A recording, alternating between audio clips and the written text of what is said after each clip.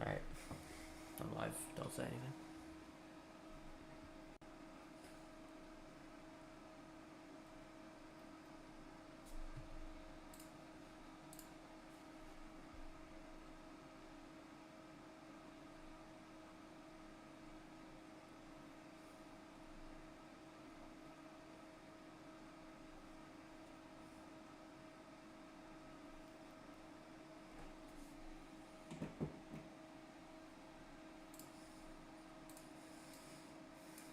Hold up.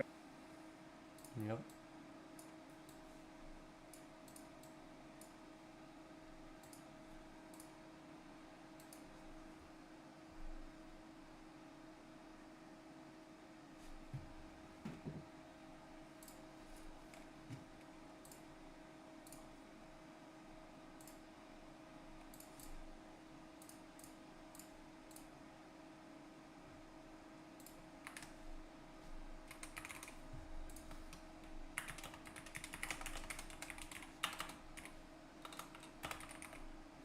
Yo, what's good?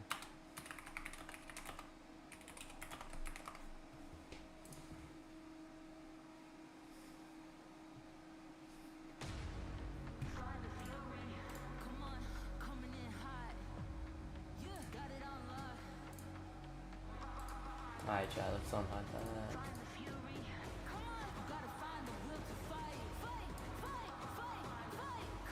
Yo, shout out to Leanne for the sub.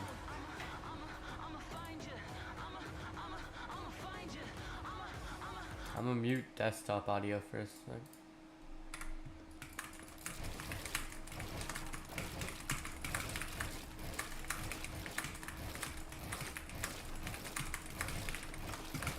Yo, who's winning, bro? Chat, who's winning FNCS Globals today? Is Peter taking it? Yo, what's good, what's good? Who's winning FNCS, bro?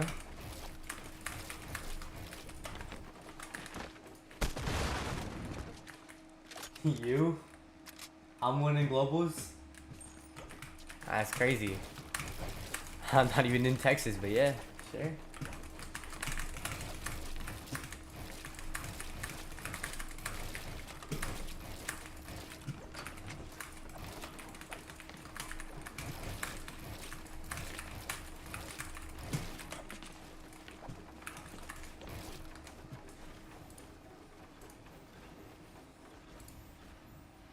Nah, but Clix for real? I know.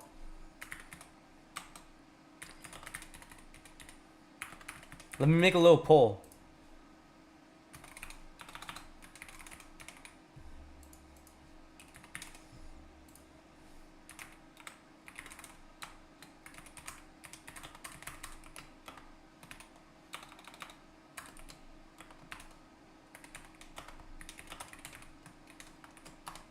I subbed, yo, shout out to,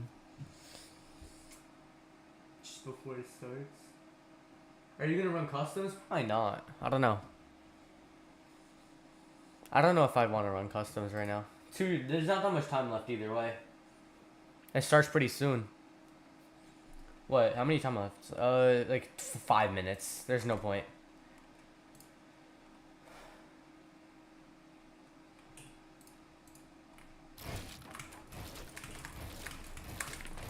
I added commands with Nightbots, so I mean.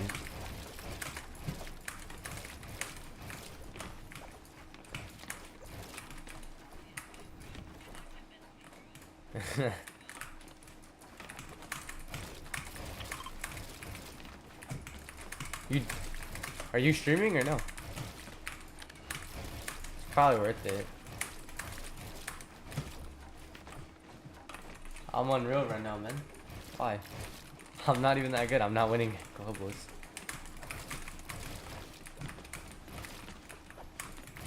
Yo, this music from the FNCS thing is so cringe right now.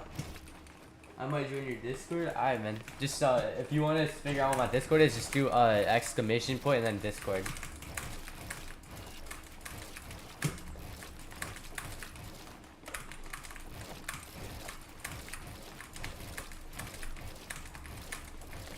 You can do commands to figure out all the commands.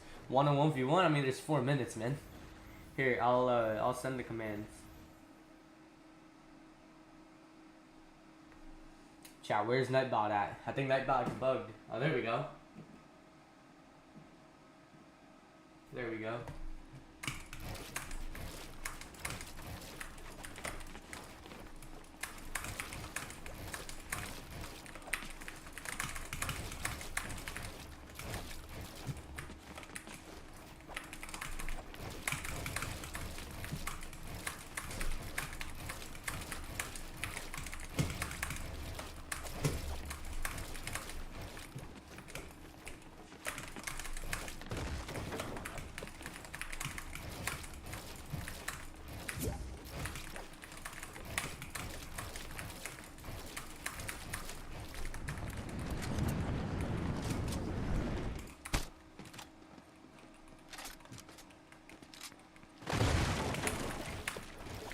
Bro, what is this music?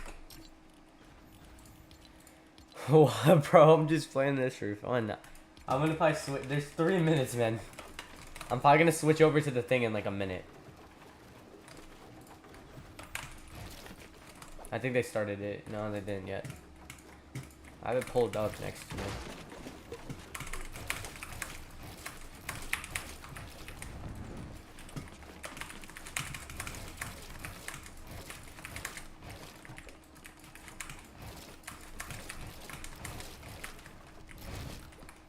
I'm probably not gonna do a watch party tomorrow because I'm probably not gonna watch football tomorrow. Yo, what's good, chat? Nah, I'm gonna watch football tomorrow. I don't know if I want to watch the entire FNCS tomorrow. First week, you gotta watch football, bro. No, I don't care if you're not here for most of it, man. It's all good. Yo, let's go Clix. Let's go Blitz.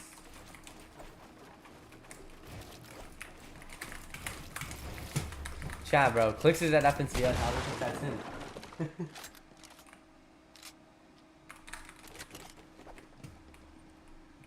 We're just doing a watch party right now. We're about to pull up FNCS.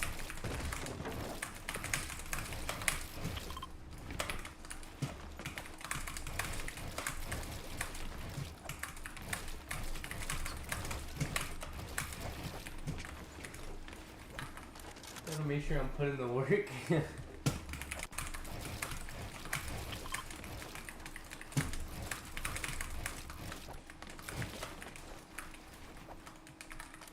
Chat, let's see what the poll's saying. 58 seconds! Yo, most people saying Clix or Peterbot winning this. Alright, chat, let's pull up the stream. I got y'all, hold up.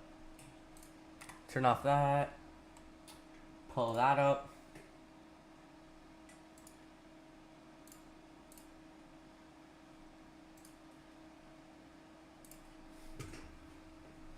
Mr. Savage, he didn't call, man.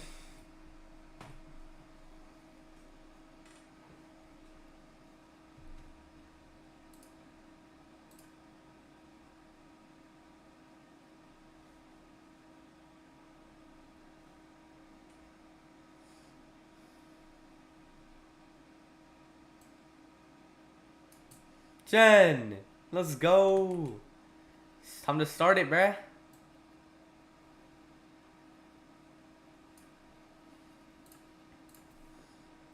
Oh, no way, Clix is the first person to show it up. Yo.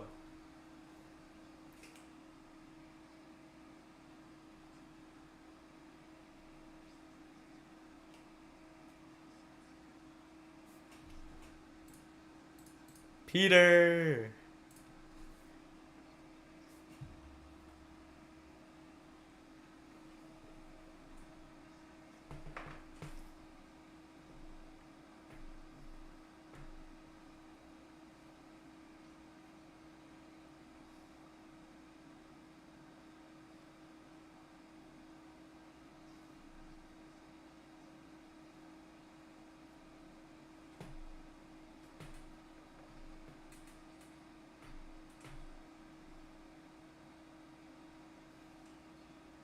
Veno. Let's go. Cooper. Oh, yes, sir, for the OCE Kings. And Booga's here for some reason.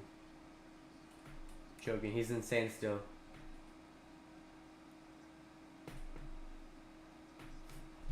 Chat, let me get the audio on. Hold up. I think both of us, we want to leave the trophy. If we stay uncontested, we could definitely win. The most important thing for us is to be on Contender. We're gonna do good. Peterbot will win. We'll I see. really just don't see us losing.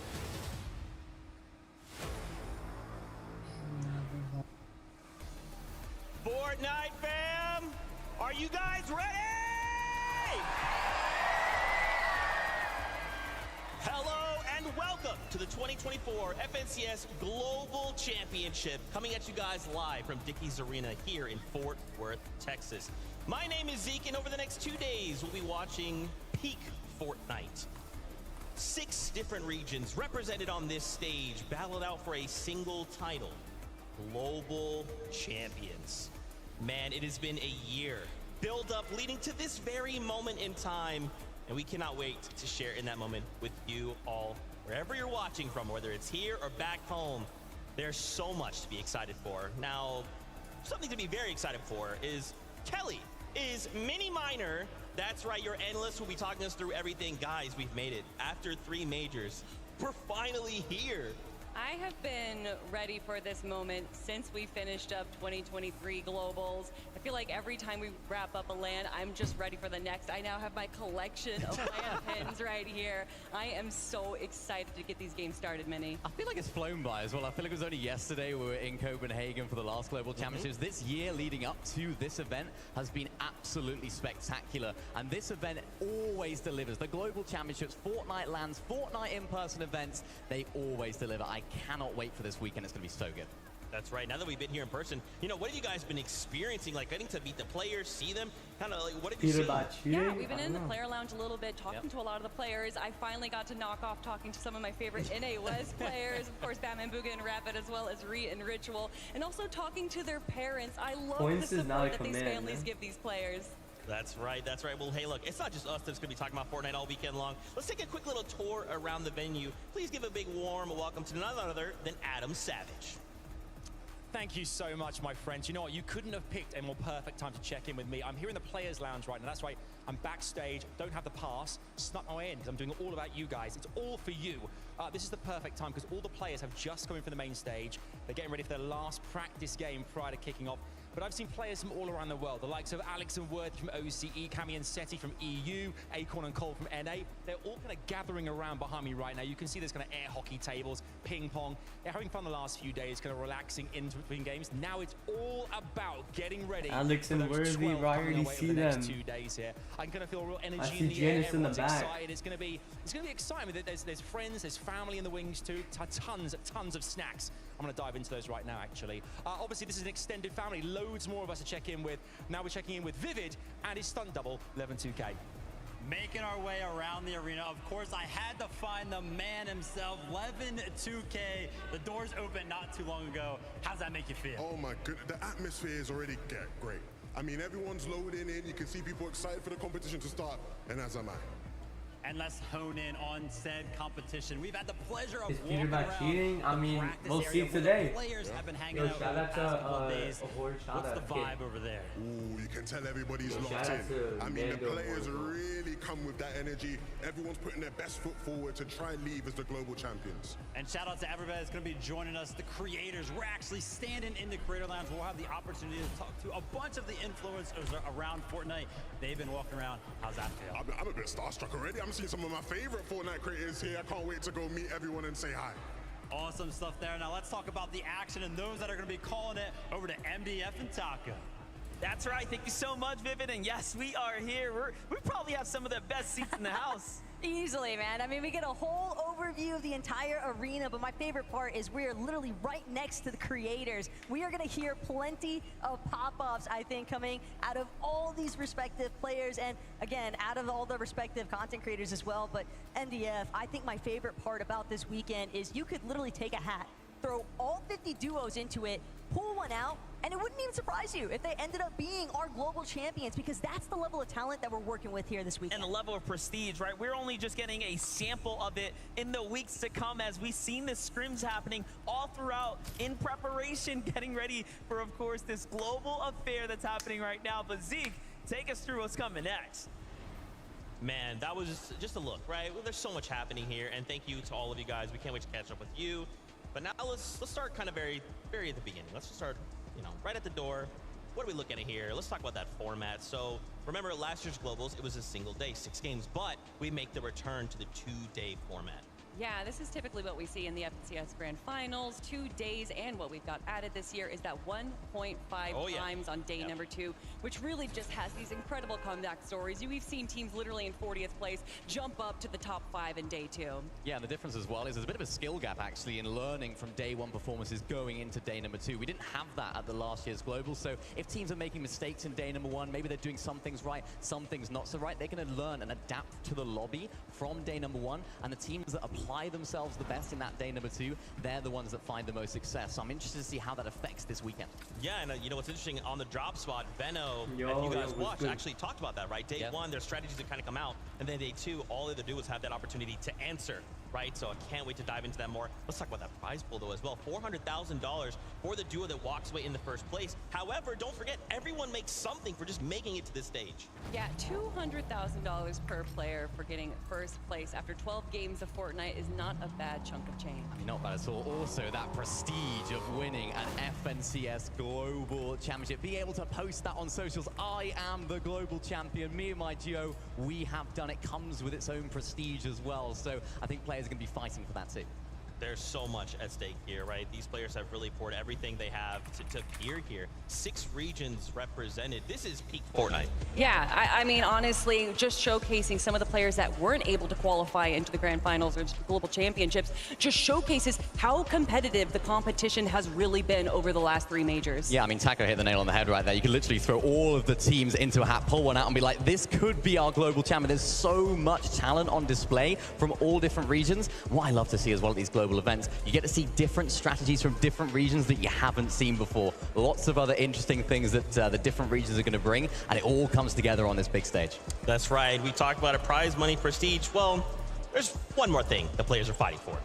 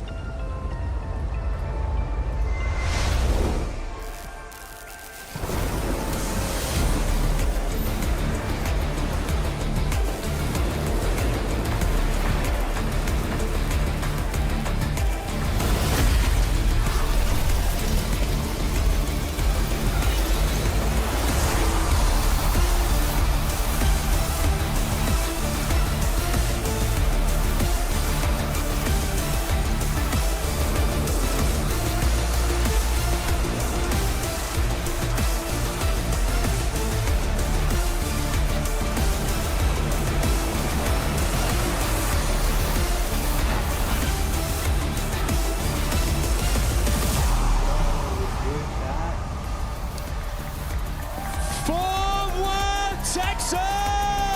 Let the world hear you scream!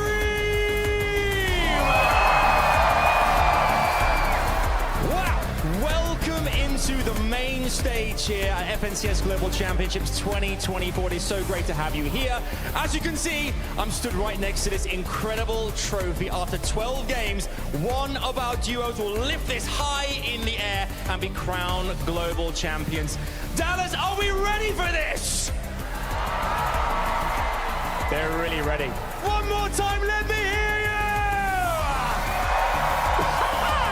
They cannot wait to get this show on the road. It is time for our players to mount up, because game 1 is imminent. It's back to Zeke and the gang. We can't wait to get the show on the road. I mean, guys, for y'all at home, can you not feel it? This stage is electric. The audience here already, they continue to pour in. They're excited to see some of the action. So let's kind of talk about what we're going to be seeing here this weekend. They are all here fighting for a title, global champions. There's only been one other duo to do that in Cooper and Miro. So all of these duos have already seen what that looks like. They've seen the prestige that comes with that. And now they're all thinking the same thing. I want that. I mean, what an incredible moment that was last year. And the interview that we got from Miro and Cooper just really resonated with so many people around the world, so many people that want to be on this stage one day. Yeah, it just showed us what it really meant to be a global champion. We hadn't had that before, right? That was our first global champions crowned, and you could tell how much it meant to both of those guys. The interviews you mentioned was absolutely fantastic. Now, though, it's a different landscape for Cooper, of course, no longer playing with Miro, who, because the competition is so fierce, he hasn't actually qualified here today. Now, though, playing with Canada. Interested to see how this duo do, of course, landing at the Nitrodrome in the middle of the map. I was speaking to Cooper a little bit, and he was like, I'm a little bit nervous we could get landed on. Teeny and Chap could be shaping up to go there, but right now they're in the center of the map. They have a good strategy. They're playing well, and with the experience of Canada, who hasn't missed an FNCS final, by the way, they should be on the winner. I mean, as soon as they joined together, Wow, they were able to grab Peterbot with that third place 53 spot votes. in Major 2, Clix and even with in Major 3, where their 37. main strategy was taken out of the game the day before the Grand Finals, they were still able to clutch up a 14th place. Canada is one of the smartest IGLs to ever be in Fortnite, and paired up with Cooper, who is one of the most insane in-game players, I cannot wait to see them compete here on this stage. Absolutely disgusting. I mean, when we just think about them in the year, and it's not just them, right? We've got 50 duos to talk about.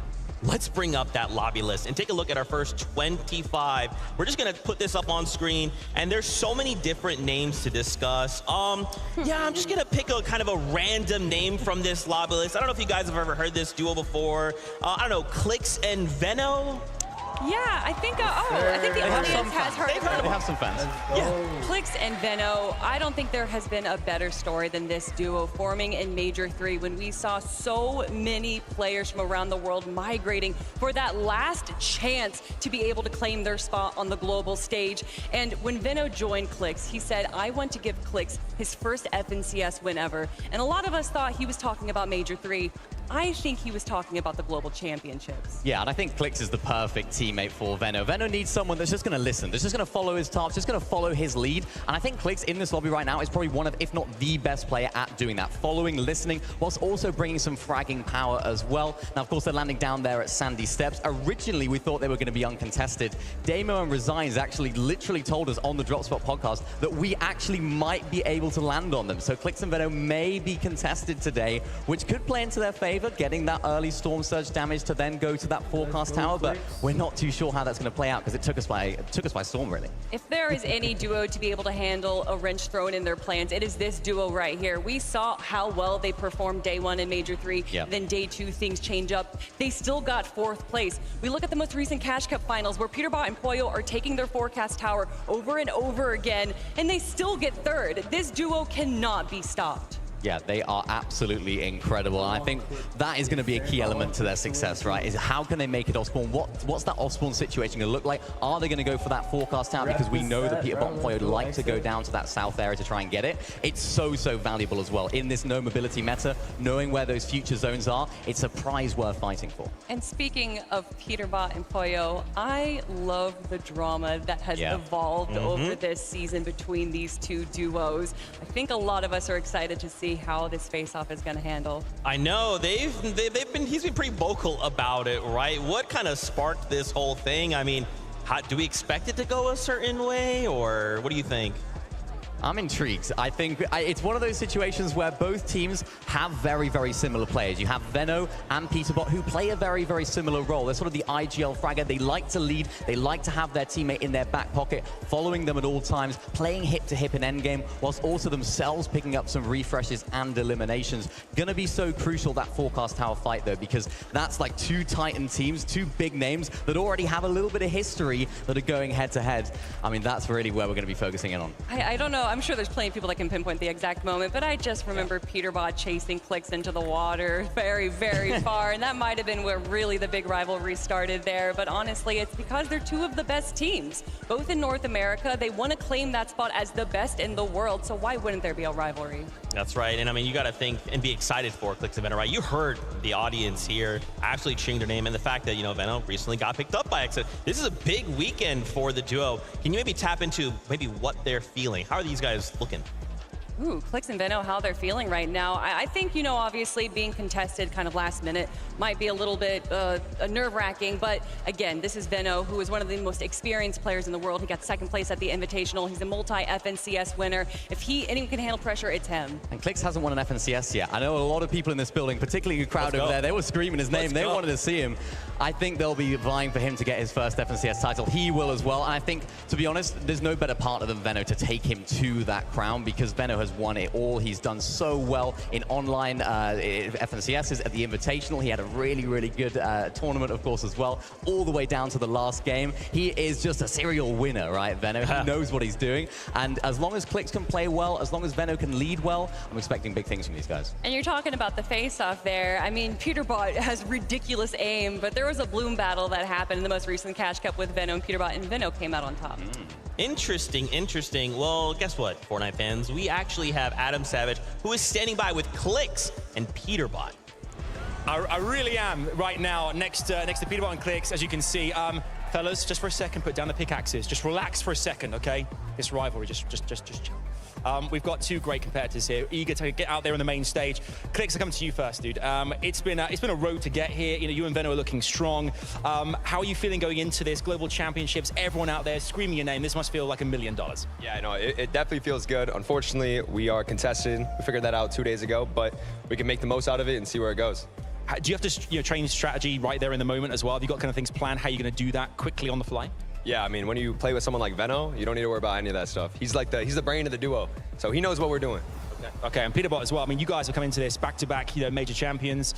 You and Poyo have been dominant. I mean, he's smiling over at Clix. I can see this as well. I can feel it. You must feel amazing going into this as well. I mean, you guys, eliminations, you guys are strong going into this. How do you feel? Feel good, and I'm confident, and I think we're going to win. The raft is looking busy. There's a lot of duos going into the same spot. Is that a good thing for you guys in terms of surge and things? You kind of eager to have that happen and prove right off the bounce that you guys are ready to contend for that title? Yeah, I mean, like, the 14s won't really be an issue for us because, you know, I think we are going to be chilling on our side of raft and get the mythic hog every game. And we'll be seeing Clix at forecast.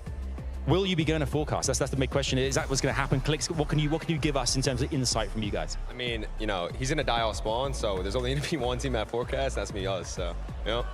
And I want to ask you guys as well. I think you're triple con, brother. So I don't know if you're going to make it off spawn as well. I want to ask you guys as well, fighting talk prior to going into this. I'm going to ask you both, keep it clean, obviously. Going into this, what do you want to say to Clix first, Peter? Anything you want to say to this competitor across the way? I mean, there's nothing to say. He knows who I am, and he knows he's gonna lose off spawn. And if he does make it off spawn, then we'll be at the forecast ready. Okay, Clix, coming to you as well. Anything you want to say to this fine chap here on the right-hand side? I mean, he's new to this game. He's only been playing for, what, 2 years? You know, OG like me, 6 years in, competing in almost every tournament. You know, you already know how it's gonna be. Don't even say it. Don't even say it. The FNCS wins, and you have 0, and you've been playing for an extra couple years. I mean, Clix, what are you going to say to that? You know, when you're at the top, stuff happens that you don't want to happen, like shooting out a vending. I've got one last thing as well before going back to the desk, okay?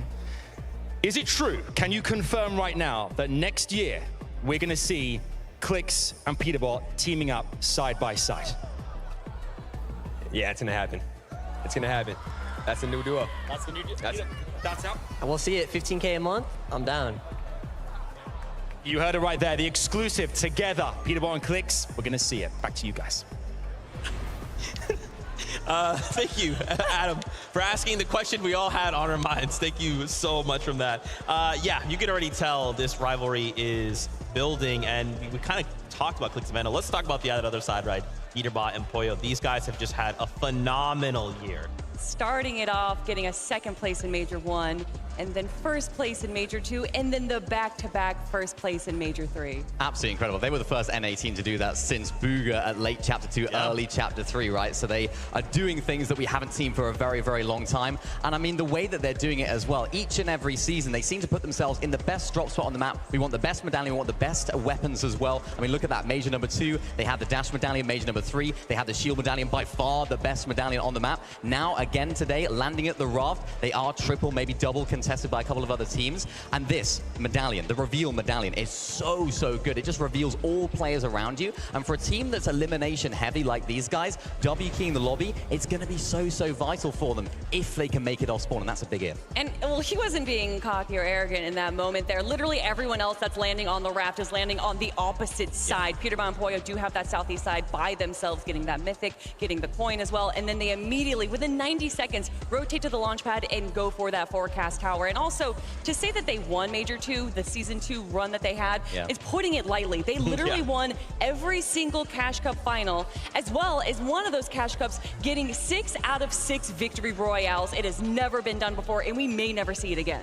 Yeah, I mean, these guys are absolutely incredible. I'm expecting big things from them. They condition the lobby a lot as well in that sort of Major 2, Major 3. That's what they do. They don't like anyone fighting them because nobody likes to fight them. They're not a team that is going to be fighting everyone because they don't want to come to them. They have to go and search for those fights. And that's why I think that reveal medallion is going to be so, so beneficial for them, because they can just find anyone lurking in different situations. They're not going to get snuck up on. It's playing into their hands right now if they can make it off spawn, which it seems like they have a solid strategy so far, and clearly a lot of confidence as well. And we're talking about Peterbot a lot, but Poyo also deserves so much praise. 100%. A lot of the times we think, oh, Peterbot's the fragger, but we'll see Poyo with more eliminations, more times than not. He works so well with Peterbot. Just like you were saying, Clix is the perfect support with Veno. It's the same thing with Poyo to Peterbot.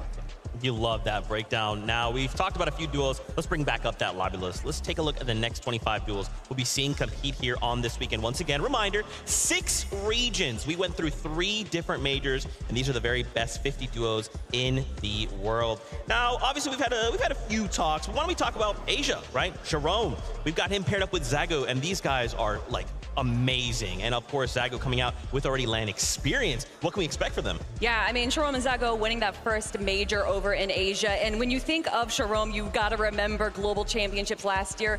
Frequently, we talk about the smaller regions not performing well on LAN. Well, that was not the case for Sharom and NK Papa. They got 5th place, beating out some of the biggest teams from NA and EU. Yeah, that was really, really impressive. And I mean, Zago himself, he's the only player in Asia to have made the Invitational and last year's Globals. And of course, now he's here today as well. He's a very interesting player to watch because he's always coming up with new strategies, with items and things that other players aren't doing. He's always doing something a little bit different with the items. So he's always a great player to watch. Very big brain player as well. He's going to be leading this duo. Sharome's going to be carrying those, the more frags, the eliminations. I mean, both of them will be doing that well themselves, but I think this is a duo we've got to keep our eyes on because they have so much talent. That's right. Okay, let's go on over to Brazil. I don't know if you guys ever heard of King and Phaser. Not a big deal. They're pretty small duo over here, but you know, these guys are just so fantastic. What do we expect these guys to bring to this stage? I mean, King, we remember him all the way back from World Cup, and they have so much confidence, really well deserved. And then they tried to take that confidence over to EU. Unfortunately, didn't place that well in Major 1, but then went back into Brazil for Major 2, and then Major 1 reclaiming their spot as the Kings of Brazil. Yeah, and in that Major 1 in EU, they didn't do the greatest in Grand Finals, but they made it there, and that was the most important thing for them, getting that extra practice. I think they would have liked to have done a little bit better when it came to the Grand Finals. They seemed to switch drops a lot. They relied a lot on solo clutches during that time as well, so hopefully they would have learned from that, bringing that experience to the table. And I mean, this is a duo now that I think could be last minute contested by another team, so it's not something that they were expecting. They're going to have to adapt on the fly. And if we're talking about solo clutches, we have to talk about what we saw King absolutely doing in the player lounge over the last few days. 1v1ing some of the biggest names of Veno, Flickzy, Peterbot, and winning every single one. They're looking good, right? They are looking good. And we are drawing closer and closer to starting these games. We wanted to talk about another duo, though. Contested situation, Grand Glacier. We've got Nathan, we've got CZB on one side. On the other side, Herman and Cal Gamer. Being contested, is this POI, is this spot big enough to split? Are we going to see a fight break out? What do you guys think? I definitely think we're going to be seeing some frustrating fights going on. Grand Glacier isn't necessarily the best place to fight off spawn, but when you have someone like Haman and Cal Gamer, the aura that they bring to the competition, and that aura is well deserved because in the last 5 majors, they have won 4 of them. And that one that they didn't win, it was second place. Second place. It's just, yeah, it's crazy what they're able to do over there in Middle East. These guys are literally the kings of Middle East. CalGamer's the aura king of Middle East as well. He seems to just claim the drop spot. Nobody wants to contest him. But over here now, Grand Glacier, CZB, and Nathan, they've been landing here the entire chapter. They've been doing very well from there as well. And their results, their improvement has been noticeable all the way through to Major 3, where, of course, they qualified here today. I think that experience is going to be really, really useful for them. CalGamer hasn't really had that much experience here at Grand Glacier, so I don't think he's going to be as prepared for this off-spawn fight. But again, CZB and Nathan, they're not necessarily used to being contested at this drop spot. So although they know it very well, they know the ins and out, which we've seen be very, very vital in previous lands in the past, I think they might be struggling in some of these aspects because the fight can drag out for a very, very long time. Although we have seen CZB and Nathan actually take down Veno and Flickzy during the most recent major, and they're really great fighters when everything does go in their favor. But come on, and CalGamer have the out of the top 5, they share 2 spots of the most eliminations out of the entire season of this FNCS. So incredible fighters in their own right as well. Yeah, I mean, we're just trying to drill a point home here. This is 6 regions, the very best of those regions, all coming together on a single stage. I mean, how do we manage, right? I'm like, hey, I play in NA, I'm used to NA, and then suddenly I've got a BR team, an EU team, an OCE team. How do we manage that? Practice, scrim, VOD review, doing anything you can to prepare, as this is the first time that all of these players are in the same room together. They have had a few days to get those scrims in, but even then, we know that some of these teams are holding some strategies back. Oh, 100%. I mean, they had some practice scrims, they were doing some practice games. I was speaking to Vico, I was like, oh, do these actually reflect what you guys are going to be doing? Is anyone actually doing it properly? They're like, no. Nobody's playing it as they're going to play it. They're keeping all the strats under wraps, making sure that nobody knows what they're going to do. So it always brings a little bit of excitement, particularly on day number 1, because this is where all the prep work that they've done for the last 2 months really pays off. And I love that you bring up Vico, right? Vico and Flickzy, I think from a lot of people, they are probably the favorites to win it all, right? To bring home this title of FNCS Global Champions. What have you guys been able to kind of like glean from just hanging out with them this weekend, kind of watching their play? I mean, going from Major 3, getting that first place spot right there, and that was the first time that we saw them paired up as a duo this season. And they didn't take a single tick of storm damage. That just showcases how prepared they are. And a lot of that to do is with where they're landing in Reckless Railways. They do like to go for that forecast tower, of course. So knowing exactly where the zone is going to pull definitely helps you not take any storm surge. Yeah, and if you know about Peterbot and Polio, you'll know a lot about this team in terms of the way that they like to fight, right? This is a very, very elimination-heavy duo. Vico had the most low-ground eliminations of anyone in any region in the entire chapter, so very, very elimination-heavy in the end game. And of course, even going for that forecast tower, nobody wanted to fight them for in Major number 3. They had that forecast tower for themselves in pretty much every game, except for the time when it didn't spawn. When it didn't spawn, they literally just went to the next door forecast tower, bought the team off there and said, we're having this one as well. But I don't think it's going to be that easy for them this time. Bryson Bolt are there. That is right. Bryson Bolt over in NA East, or NA Central, I should be saying. They were able to take that away from Reet and Ritual, who were originally landing over in Reckless Railways. And Reet and Ritual, who have been landing there all year, were like, nope, we're not going to go up against Vico and Flickzy. We're going to move our drop spot. But Bryson Bolt's a relatively underrated team. We keep saying that they're kind of the underdogs, but honestly, they have had a great, consistent year this year. And going for that forecast tower, they're definitely going to make Vico and Flickzy work for it. And that's scary, right? We kind of talk about these contested situations, those forecasts we heard from Veno and Clix. Now we're talking about these guys. How many duos are going to look to just claim this? This is so vital to some duos' play style. Because of who is going for those forecast towers, I honestly don't think too many people are going to be fighting for them. I mean, it's worth it, though. If you're a team that is maybe not doing so good after day number 1, day number 2, you can clutch up with that. As I mentioned earlier, it's a no mobility meta. People don't have mobility. Maybe you have the underworld dashes, but the whole lobby doesn't have them. So being able to know where those zones are in advance allows you to position yourself in a good position, especially when you have that early storm surge damage. So that's the reason why all of these top teams are really going for these forecast towers and making it a key element of their strategy, because if you have it, you literally have an advantage over 90% of the lobby. Also, Vico and Flickzy, although there might be players going for that forecast tower, in the early game, they don't really go for the eliminations. They're just going to go for the tag, so they'll never put themselves too much at risk of getting eliminated. Interesting, interesting. I love hearing what you guys have to say for it. I also want to hear from Flickzy and Vico themselves. Adam Savage is standing by. What do they got to say?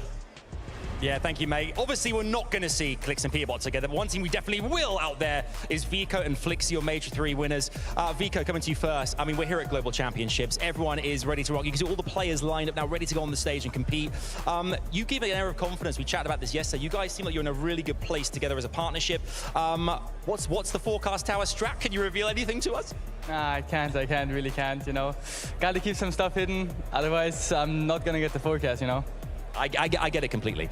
Bryce and Bolts are right there on your tails as well, playing for that forecast tower. Flickzy, how do you go about business? I mean, how have you kind of predetermined how you're going to manage the 12 games you've got coming up? I think we're just going to go for forecast, all the games that spawns, and the other games.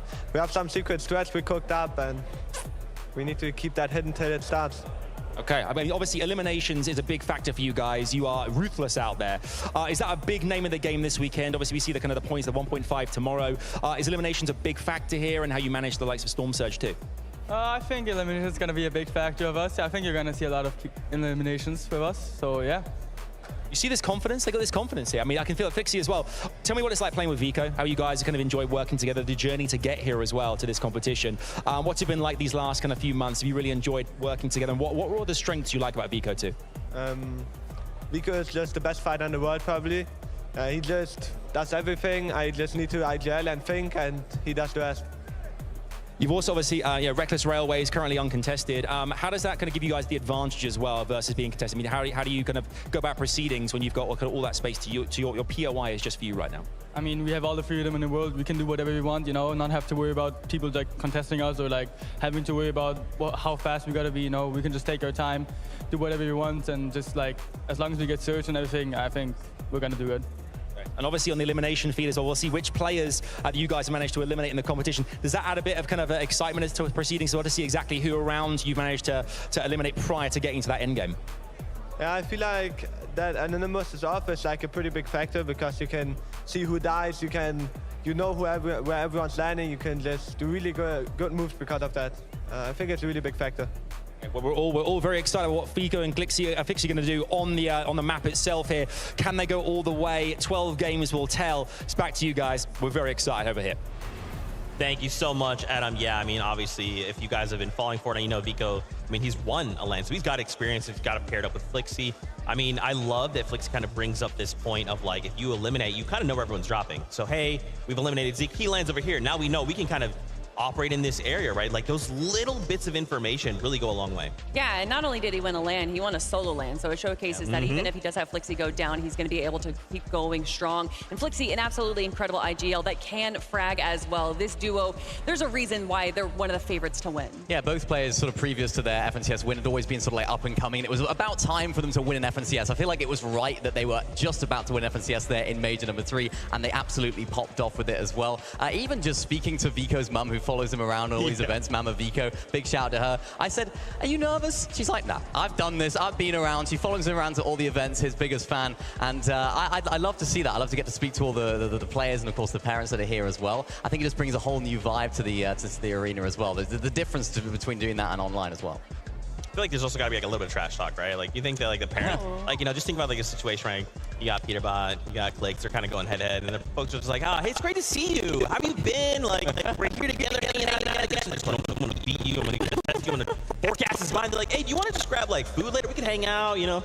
Crazy stuff, crazy stuff. I wanted to highlight here really quickly experience, right? We talked a little bit about that LAN experience. Last year's Globals wraps up.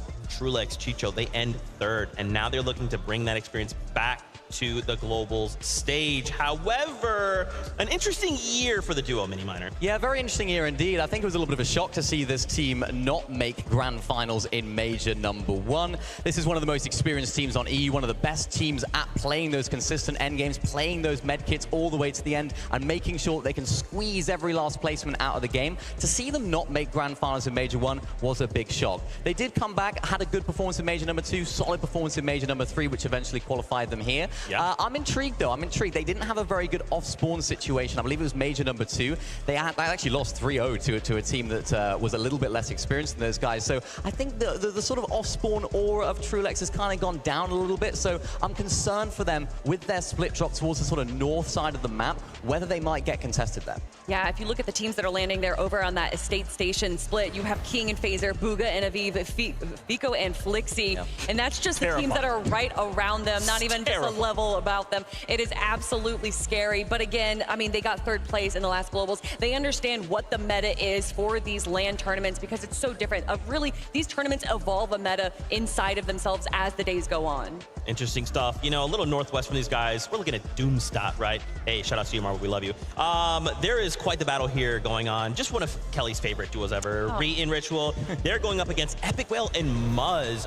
This is not what I want to see, right? Because I want to see both these duos make it off spawn. So do we think there's going to be a fight here? Can they split it? What can we expect? They can definitely split this job right here, and that's what we're expecting to see right now. And when day 2 comes and maybe one of these teams is a little bit lower, maybe they're going to be changing up their strategy. But for day 1, we expect them to be splitting it. I mean, Reet and Ritual really leaving themselves from Reckless Railways to come over here and Doomstat, going up against Epic Whale and Muzz. I mean, the accolades that duo has, of course, Epic Whale, the back-to-back-to-back-to-back winner between chapters 2 and 3, and then Muzz, the first player to ever win an FNCS in 2 different regions. There is a reason that there is a lot of respect on this duo. Yeah, this off-spawn situation is going to be really interesting. There's enough loot there to split, so I can see why they're doing it. And there's, of course, that NPC there as well that you can get the medallion, you can get the shotgun from as well. Right. And I was speaking to Muzz, I was like, oh, you're going to be going for that NPC? He's like, I'm not actually too sure what's going to be happening off spawn there. He doesn't really like the shotgun, so I think he's been giving that to Epic Whale. I don't think they're a massive fan of the medallion that drops there, so I think they're going to be leaving that. It'd be interesting to see whether the dynamics off spawn do change, though, as the weekend goes on. If Muzz and Epic Whale aren't maybe doing so well, or Reet and Ritual aren't doing so well, maybe they decide to try and contest and try and claim the entire drop spot, which we have seen teams do. So this split drop could work for day number 1, but it could all go out the window in day 2. But speaking of Reet and Ritual, we got to talk a little bit about Ritual and his performance at EWC, not just winning by Reet, who has been one of the best fraggers since starting the competition back in Chapter 2. Absolutely insane what he can do when he W keys. So to see them together, I'm so excited to have them be on top for this day. You got it. You got excited. We are excited. We just got word. Players are ready to enter the arena. Dickies Arena, let's welcome in our players.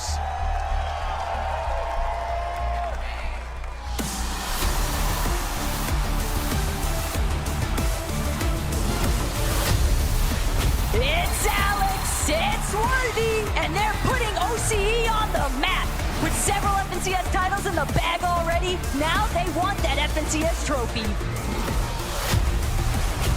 Let's give it up for Andalex and Sato. The French pride is here. And with the ultimate clutch story coming out of Major 2, they're looking to keep the momentum going for the next couple of days.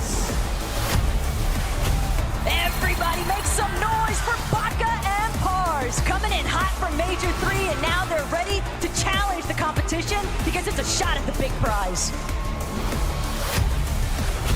Casper and Prism have arrived. These two might be new to the LAN setting, but watch out, because they're not here to play around. Now, it's time to prove yourself. Walking in now, you got John and Michael, your Asia Major 2 champions, and they've secured their presence with us this weekend, but can they go all the way?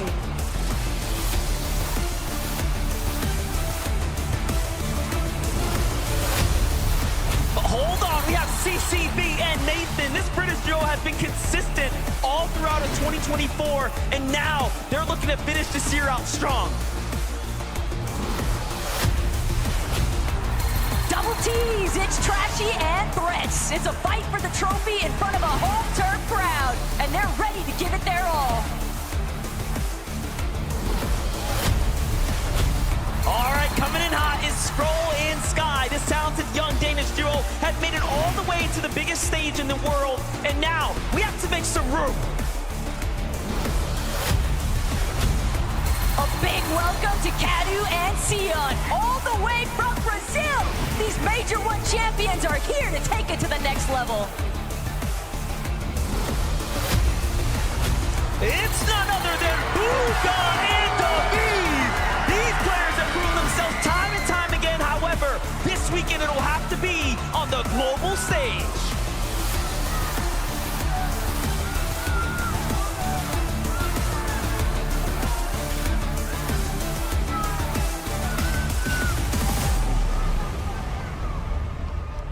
Our first 10 duos take the stage. The crowd went wild. I wanted to highlight 2 duos in particular here. Starting off, Alex and Worthy.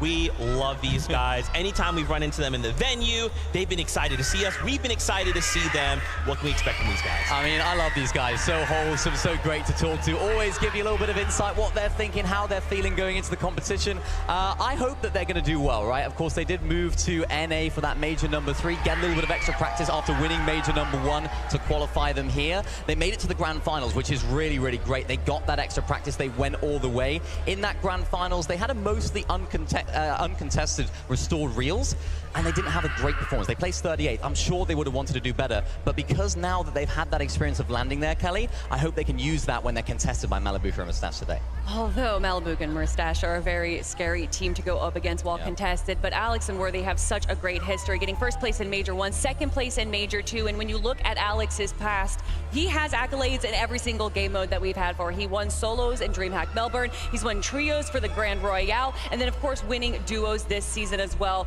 And of course, Worthy has had 5 second place finishes, both of them multiple FNCS winners. They have the experience and they're ready to go. That's right, you talk about accolades. You know we can't not mention Booga and Aviv, a very well-decorated player, but there's just one title he's missing. I mean, he is the world champ, but is he the global champ? I guess technically not. But what he is one of the longest standing top competitors that we have ever seen. Not only winning World Cup all the way back in 2019, but going to the back-to-back-to-back FNCS champs between chapters 2 and 3. I mean, the word I love to use to describe Booga is longevity. He's done it for so long. He's been at the top of his game for so long. He's won it all. Solos, duos, trios, he has done it. But as you mentioned, he's yet to win a global championship. And I think this is going to be a really good chance for them to do so. Landing at Doom's courtyard, so much loot there as well. Even a little bit of an opportunity for them to rotate out of that courtyard area to get a little bit of those Storm Surge tags towards the castle. So interested to see what they can do this weekend. That's right. Well, that was a look at our first 10. Let's bring in the next 10.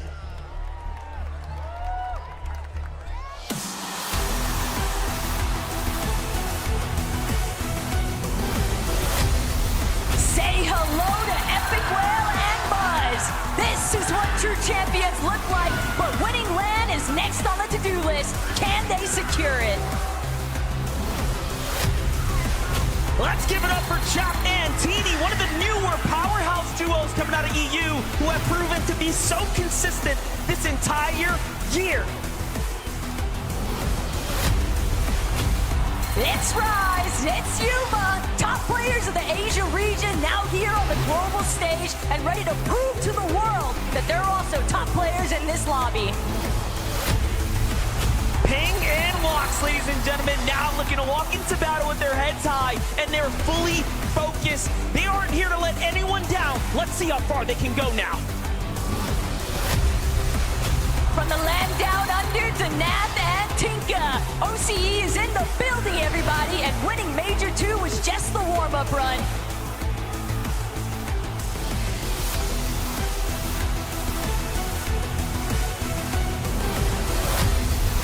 It's none other than Quanti and Cone.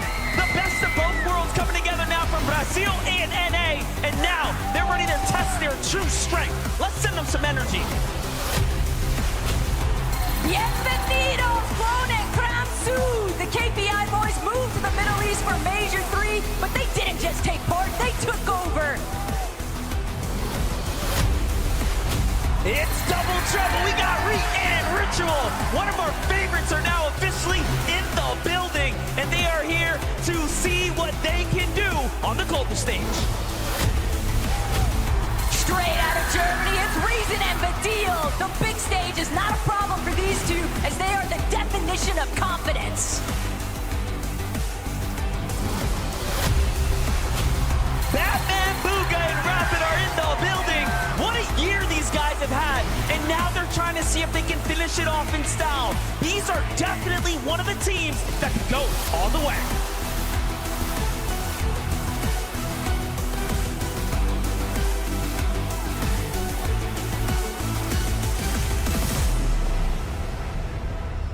That was just our first 20 duos, man. We still have 30 more to go. Let's take a moment here. Zeke, breathe. Okay. I wanted to highlight a duo here for you. Chap and Teeny. Little fun fact here. This is Chap's first time on LAN. And to go like, first time LAN. Oh, global championship. The biggest stage possible in Fortnite. Yeah, let's go. A lot of people are excited to watch this duo play. I mean, even just disregarding how they have performed over the last 2 chapters, having that Teeny strat in his back pocket, especially with what we've been seeing going down over the west side of Underworld, where they're kind of contested, getting dropped on. I think a Teeny strat might be coming out over the next 2 days. Yeah, I mean, you mentioned it, Zeke. Chap's first global championships. It was also his first grand finals only in Major 2 of this year. That major, they placed second. Major number 3 also qualified. They also placed second. So it seems like Chap is just immune to any pressure. And here today, I'm interested to see what are they going to do. You know, is Chap able to handle the pressure? He's done very well at that so far. And as you mentioned, Kelly, the big question mark, where are these guys going to land? Everywhere. Everywhere. They could land a different spot every single game. We haven't, we have seen that before. It's not something we're strangers to, but I think for Teeny and Chap, they're going to be looking at maybe what they know best, maybe drop spots they've landed at before. That's why I think Cooper might be a little bit concerned that they might be landing over towards that Nitro ground. Terrifying stuff. And as we go from one Booga, we must talk about the other, Batman Booga specifically, and Rapid. I mean, they just had an unbelievable performance in Major 3.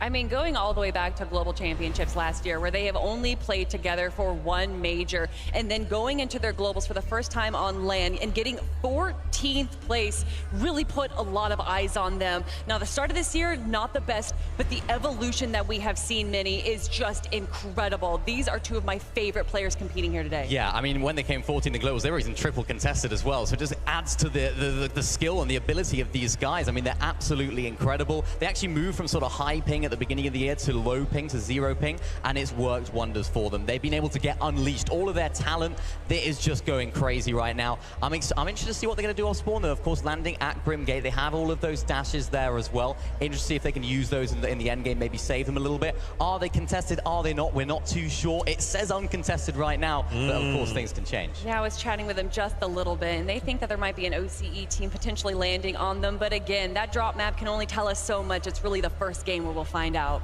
And what do they have to do, right? If that does happen, you know, they're going in with a strategy where we're uncontested. Suddenly, there's another duo here. What do we do? I mean, it's Batman Booga and Rapid. They're going to be able to handle it so well. They already did really well being contested at the Globals last year. They are incredible duos. And honestly, regardless of what situation they're in, they always come out on top. And watching them on the end game where they typically stick to the low and middle ground, but they're so observant. They're able to tell when the high ground is theirs to take. They are so strong. It almost looked like they could potentially win in Major 3, getting second place. But of course, when Peterbot and Poyo is there, it's hard to really break through those guys. Yeah, really hard. I mean, even that Major number 3, they placed second. They only played 11 games in that Major, which just makes it even more impressive. These guys are so good. That's right. Fortnite fam, I think you guys want to meet some more players, right? So make some noise for the next 10 duos.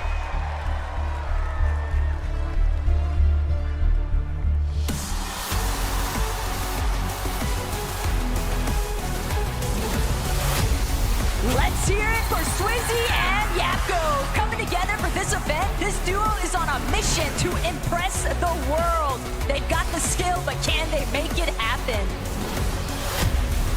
Here comes the pride of Middle East, Adapter and FKS, some of the most dominant ME duos of all time. And it's actually not their first LAN, but it might just be their first trophy. It's Trulix and Chicho making their return to the global stage, only this time they are in it to win it. Last year they placed third, and now it's time for first.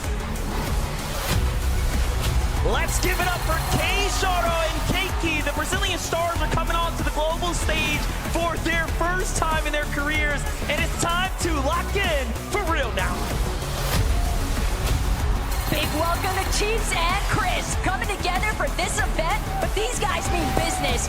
Both have proven themselves worthy, but now it counts for real.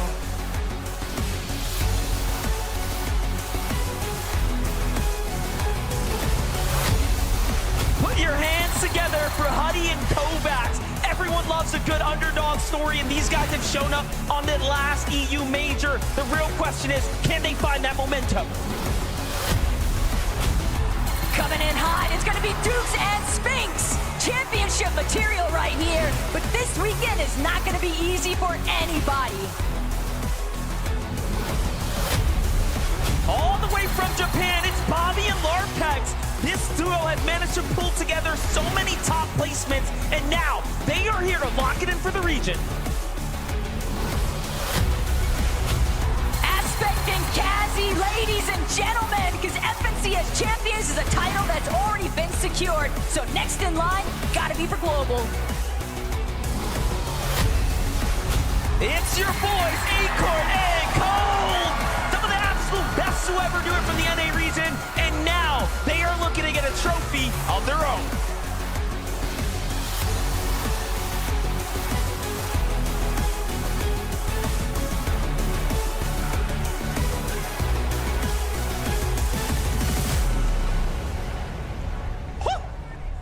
You guys feel that? You feel that cold front in the arena suddenly? I mean, come on, man. That's the first 30, if we just started, right? We just said like, hey, launch that battle bus, let's get in the game. I'd be like, yeah, no, this is a Global Championship lobby. There's still 20 duos to discuss. Really quick though, Acorn and Cold, I mean, these guys are just so crazy consistent. I mean, it hasn't just been a good year for them. It's been a good 2 years for them. They have not placed below 6 over the last 6 majors. In the Global Championships last year, they claimed 7th place. Yeah, and that was even while splitting a drop spot in the middle of the map there as well. So that just makes things even more impressive. That's actually quite reflective of what their off-spawn situation is today. Landing down there at Brutal Beachhead with Andalex and Sato. It's going to be interesting how the off-spawn battle goes. I feel like Andalex and Sato might dip out in some of the games. They might try and split the drop. I don't think Acorn and Cold want that. They want to try and claim as much of that loot as possible. And I think because Cold is just so good, even if they don't get that much loot in mid-game, Acorn will just go like, oh, Cold, just go over there, eliminate those guys, get me that loot, and we can act like the off-spawn didn't even happen. So I think that's going to be a key element to their success. Yeah, there's a reason that people say that Cold is one of the best players in the world, and by winning the Global Championship today, he would solidify that spot, joined by Acorn, who is one of the best IGLs in the world. This duo is here. They want to do better than last year. They don't want that 7th place. They want that trophy. That's right. Now on the topic of consistency, let's bounce back on over to OCE, Aspect and Kazi as well. Representation, these guys are looking to kick off the competition with a bang. 2nd, 3rd, and 1st over the last 3 majors, respectively. One of the most consistent duos that we have seen all year. And of course, their drop spot is a bit of a question mark. Yeah, but what's really impressive about those 3 majors is they landed at a different drop spot in every single one of them. So you mentioned 2nd, 3rd, 1st. They did that from a different drop spot every single time. Now this weekend, they've marked the raft, right? I don't know if they're going to be landing there. So many people have asked questions. Are they really going to be landing there? Nobody really knows where exactly they're going to be landing. It's a bit of an enigma at the moment. We don't know. But I think this is a team that can cope under the pressure of a new drop spot. We've seen it throughout this whole year, and they've been by far the dominant team on OCE. So let's see if they can bring this here. If you had to pick a spot, where do you think they might go? Are we just saying, like, if it was Raft's like pretty safe, or you're like, you might have somewhere else in mind? I think, due to some rumors, that they might be landing over in Grim Gate, a very powerful POI that is currently uncontested by Batman Booga and Rapid. But the raft is huge. It has a lot of loot. There is a possibility of splitting it, maybe, maybe not. I mean, we'll see. I think if I was them, it would be looking at teams that maybe haven't performed that well off spawn this year, trying to land on them, taking advantage of that. One of those teams, Cami and Seti, haven't had the best year off spawn at that Cami split area. Currently, they are uncontested as well, so maybe that could be an avenue that they could discuss or explore. So I'm interested to see what happens there. Maybe they could do a whole teeny thing as well and just land all over the map in different games. Who knows? Oh, you guys got me hyped right now. I'm also hyped, though, to bring in our next 10 duos. Bring him out.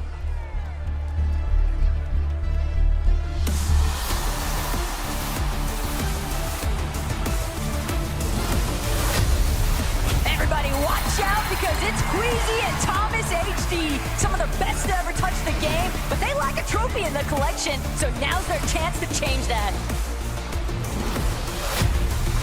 Put your hands together for Kyoto and Xme Poli. They have been one of the most consistent duos coming out of the Asian region this year, and now they're looking to bring that energy to this stage.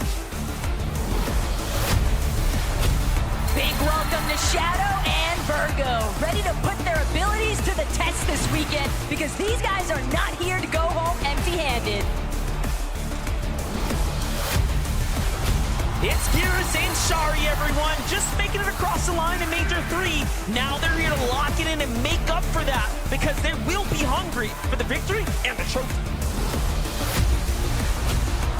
Visuals and Braves in the house. Last minute magic, and that's what I'm talking about. Short time to adjust, but diamonds are made under pressure.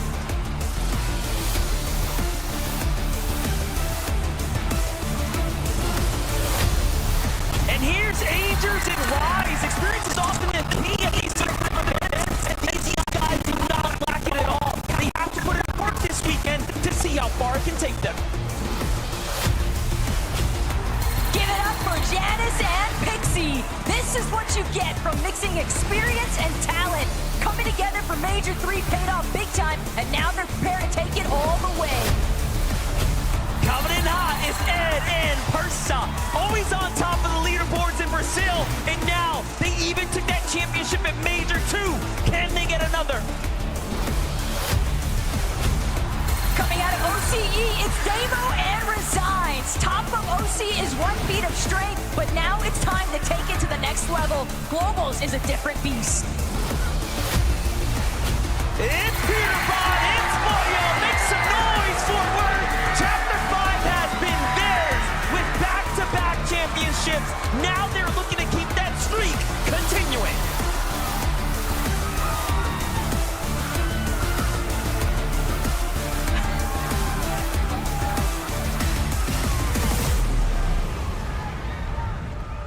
Man, I don't know how much more my heart can take. We've got another 10 duos here, but let's take a moment to talk about these 10 that came out. We wanted to highlight Asia here, specifically Kyoto and Mapoli. These guys are widely regarded as the best team in Asia, and now everyone else is looking to have to deal with them. How are we doing that? I mean, we were looking at Aspect and Cassie just a few minutes ago, and literally the same placements over the 3 majors, second in Major 1, third in Major 2, and first place champion title in Major 3. And honestly, I am so excited to watch this duo. They have been competing in Fortnite for a very long time, Mapoli since 2019 Winter Royale. Yeah, these guys have been by far the best Asia team this year. They've been so consistent. I'm interested to see what they're going to do today. They're landing at the north side of the map by that sort of island area. I think what we've been seeing from some of the Asia scrims as well is what we think is going to happen. They're going to land on that mainland area, try and third party that Rebels Roost fight, get some early Storm Surge damage, and then play the game out as they like to. And the way that they like to is very low ground heavy, very consistent, not crazy amount of eliminations in mid game, but in end game, that's where they thrive. So I'm expecting lots of consistency from these guys. I'm expecting lots of end games. Okay. What's this? I got my notes here. It just says Queasy, Thomas, HD.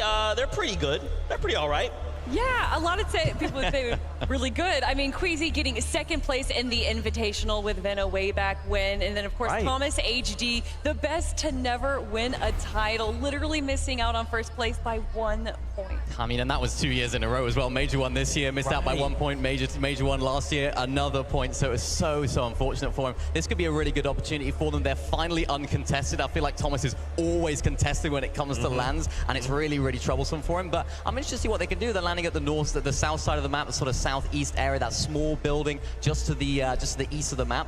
I'm interested to see what they can do because Thomas HD is just so good with that pistol. I was speaking to him, he was saying, yeah, we're gonna be carrying one of those pistols, and I was like, yeah, mate, I hope you're carrying that pistol because that's your job in this duo. But no, I'm really excited because these guys have all that LAN experience already. They have all the experience of playing online as well. I'm expecting big things.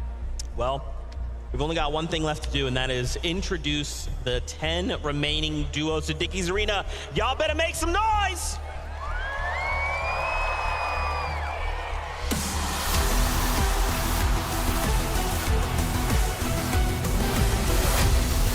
It's time to get loud because Veno and Flickzy are here. After displaying their dominance in EU Major 3, now they're ready to keep that momentum going and add a trophy to the collection. Let's take a look at Asia's powerhouse, Zaku and Sharom. It isn't easy being on top, and consistency will be key for this duo to make their regions proud. Bryce and Bolt are in the house. These guys are not new to the global stage, but the question now is how far can they make it together? They are back! Malabuka and Mustache coming back together as a duo this year and taking home an FNCS championship was huge for their region.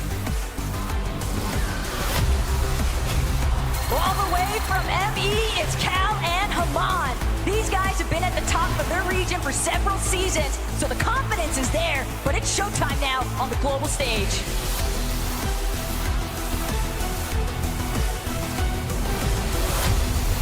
Let's welcome Paper and Victor V! Winning the region's hearts in Major 3 and making it all the way to the biggest stage of the world is not a simple feat, and now it's showtime. It's the Kings of South America, King and Phaser. They started the year in EU, but Brazil called them home, and now they're here at the Global Championship, ready to pop off. You know who this is. It's Kanata and Cooper. An absolutely lethal duo. We can't see what the reigning champion can do. Polska Una, Cammy and Seti, your FNCS Invitational champions are in the building. With a second place last year, now it's time for redemption. Second is not an option. But wait, let's give it up for Clix and Peterbot! This is what happens when you combine the best of NA and EU. This is a powerhouse team. They have one thing on their mind, and that's the Paper and Victor V!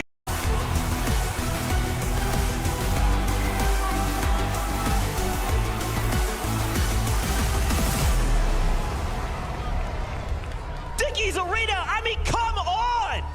This is who we'll be seeing compete! These are 50 of the best duos in the world! Are you not entertained? Let's go! My gosh, to hear the crowd just lose it for these last 10 duos. One in particular stood out to me. Malabuka and Mustache, you guys went crazy for them. These guys, I mean, to see them come out and to see them compete on stage, I'm worried, not for them, but for everybody else. I mean, one of the longest lasting duos. We've seen them compete together since Chapter 2, and then they did break up for Chapter 4, but they knew that they were the duo to be together. Right. Bringing it back together in Chapter 5, and then getting that first place in Major 1. Yeah, it's so good for these guys. They've had a really solid year overall. First, 6th, and 4th. I feel like it's kind of gone under the radar a little bit because they are so good. I'm expecting big things from this duo. I was speaking to Mustache as well. Of course, they're landing at that restored reels there. I said, Mustache, are you a little bit concerned about being contested? He said, I feel like we're better off being contested by Alex and Worthy there at Restored Reels. I feel like they feel like they can finish the fight quickly, they can get those Storm Surge tags early, and then when it comes to late game, they've kind of evolved their strategy a lot compared to that Chapter 3 Malabuka and Mustache that we saw. That sort of season, that sort of chapter, they were going for loads of pre-edits, they were going for loads of eliminations in the end game. It seems like they toned that down a little bit. I mean, in fact, they're actually doing half the amount of pre-edits in end game as they were all the way back in Chapter 3. So it seems like they're playing a little bit more calmly, a little bit more carefully, but of course, if they make it off spawn, they need to make the games count. That is kind of crazy. Something else is crazy. What was it? Zeke.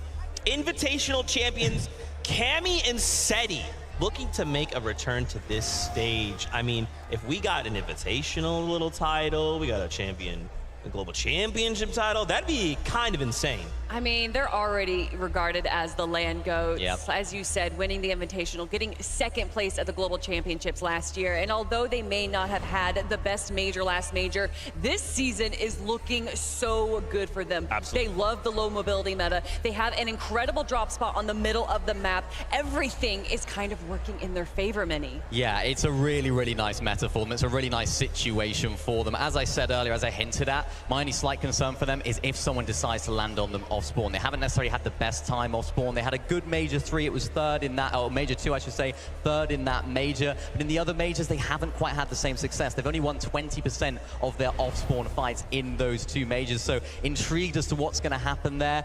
I don't know if they're going to get contested. We're not too sure yet, but please do not count these guys out, because when it comes to the big stage, when it comes to the bright lights, when it comes to in-person events and low mobility mobility matters, these guys always have some great strats cooking. So no matter what they've done this year, throw that out the window. It's time. Their time is now. And we've already seen them evolve over this season. We know them to be low ground kings, but over the Cash Cups, they actually won 2 victory royales from the high ground. It just shows how diverse this duo is, how prepared they are, and I'm wondering if they can do it again. Okay, and we kind of got to look there at Seti. You can tell the nerves are starting to set in for some of these players, right? You can always say, like, yeah, I don't have nerves when I go into this, but when you have this crowd roaring, when you're under these circumstances, there's those nerves, they start to creep up. How do you guys feel like these players are doing? Some of them, obviously, they look locked in, they're ready to go. They're enjoying the crowd, but they're thinking, I've got to win. Tournament jitters are a real thing. You'll see players that are very comfortable in their own home, playing on their own setup, and here they are in a foreign setting around a bunch of people. Nerves can definitely play a part into it, but there is so much opportunity for these duos to learn over day 1, and then with that 1.5 for day 2, they can really evolve and kind of get more comfortable with the setting that they're in. Yeah, and it's going to be interesting to see, because I think around a third of our players competing today are actually making their first international LAN appearance. So it's going to be interesting to see how those guys do, how they handle the pressure. I mean, the camera was just on Cammy and Seti right there. They seem very chill. Seti, I thought, was asleep for a second there. Thankfully, he isn't. He's awake and ready to go, which is great. But it seems like they're very chill about the situation. They've done it before. They've won it. They had second at the last Global Championships. They've been around the block. They know how to handle the pressure. It's all about how they can transfer that into the game. How can they use that little bit of an advantage that they have over the rest of the lobby that maybe hasn't had the same success, that maybe hasn't had the same experience as these guys, to really elevate their game and set them apart from the rest. I wanted to circle back. You had kind of talked about the meta a little bit. Now, obviously, being back on a Marvel season, we've seen the meta shift a little bit away from just like massive Storm Surge towers, DMR shots to kind of get Surge. What can viewers at home kind of expect to see with what's in game currently? Well, with this low mobility meta, we're definitely going to be still seeing some Storm Surge towers as well, because with low mobility, you can't really rotate too quickly, obviously. Yep. Although there is the flaming hoops, we still have Fizz and everything. There is opportunities for players to rotate. I think we're going to be seeing a lot of players alive towards the Zone 3, and we're probably going to see some major Storm Surge. Yeah, I mean, these are always stacked. These in-person events, these LAN events, they are always stacked. So Storm Surge is going to be so important for these teams, getting enough damage, making sure that you're keeping on top of it early on, because, yeah, there's so much stress and so much nerves that can come from being in this in-person environment. You can't forget the fundamentals. You can't forget to make sure you hit your shots, getting those thermal scopes on those burst assault rifles, making sure you can get there. And then when it comes to mobility, I think it's those underworld dashes. They're going to be crucial this weekend. I think teams that are landing either at a POI that's in that area or even nearby, they might just dip their toes and get those into the end game, because that's literally the only useful mobility in the end game that can set you apart from the rest. So teams around there, I expect to do well in end game. There's also certain teams that are around those static launch pads, like Queasy and Thomas. Although they are all the way over on that southeastern side, they do have that launch pad there that will allow them to rotate, as well as the flaming hoop. So there's certain duos that definitely do have a lot more environmental mobility around them that they can use to their advantage. But obviously, where the zone pulls is going to play a major factor in how these teams rotate. Okay, and you bring up Queasy and Thomas. We kind of touched on them a little bit. I want to circle back. So we bring together two Titans. You know, they've had so much experience separate, and now we bring them together. What does that look like on this global stage, right? Like, are they where they need to be to look and say, look, this is it. This is our year. We're going to walk away global champions? I think so. Honestly, I think that they've had a lot of practice. Queasy has already proven himself on the LAN setting, getting second place, so close to first. And of course, I love that moment. Queasy Veno dropping on Cammy and Seti. Really, a lot of people still regard that as one of the best FNCS LAN moments to date. And I think that it is possible that we see Queasy bring out another strat like that. They do not want to get second place again. Yeah, they really don't. And Thomas is still looking for that FNCS title. And I kind of wanted to pick his brains a little bit. I said to him, does that affect you? Does that sort of linger and be like, oh, you know, I still haven't won FNCS, it's been so long, I played for this amount of time? And he said, no, I don't really look at the performances, my past history, like that. I look at every single FNCS, I take it as it comes, and try and do the best that we can, which I really like, and that shows the experience of the players, right? They've been playing for so long, they've even played together all the way back in the days in squads and stuff like that, so they're no strangers to each other in this environment. So this is going to be a very experienced duo to look out for, and a very experienced duo that seem to put themselves themselves in the right position at all times. So, Queasy's really, really good at that. He's one of those players that is, of course, going to be taking the more IGL role here, taking the lead in this duo, and making sure they're in a good situation.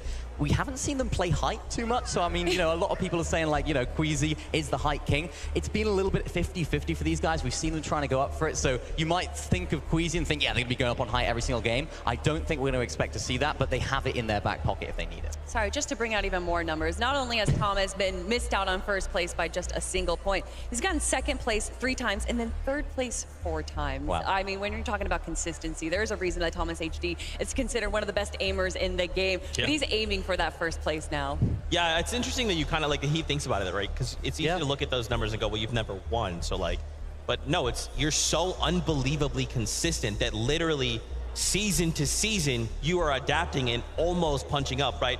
You know, look at Peterbot and Poyo, they're just coming out saying, we're just dropping 1,000 points. No big deal in a season, but for someone like Thomas HG with that experience, that's crazy to think about. I mean, if you want to talk about world records, Queasy and Veno getting 6 victory royales out of 12 last year. I mean, these guys just pull out these crazy strats, are able to pull out crazy plays, and I want to see it on the big stage this weekend. I know that it's going to be probably a little slow for game 1, but we know a lot of these players aren't sharing everything with us because they have some strats in their back pocket. Yeah, that seems to be the common theme when we're trying to talk to players. Like, oh, so what are you going to be doing and when that team contests you? What are you going to be? Where are you going to be rotating? They're like, you think I'm going to tell you? Like, you really think I'm going to tell you? And I can't get anything out of them. So that's what's so impressive and what's so interesting about these LAN events is everyone's in the same lobby. You know, we get to see how teams, you know, we do our VOD review, we do our preparation. The other teams will do that as well. We get to see them in their own home environment, but we haven't seen this lobby ever, right? So it's going to be so interesting to see how they mesh together and how some of the fights go down early on and later on.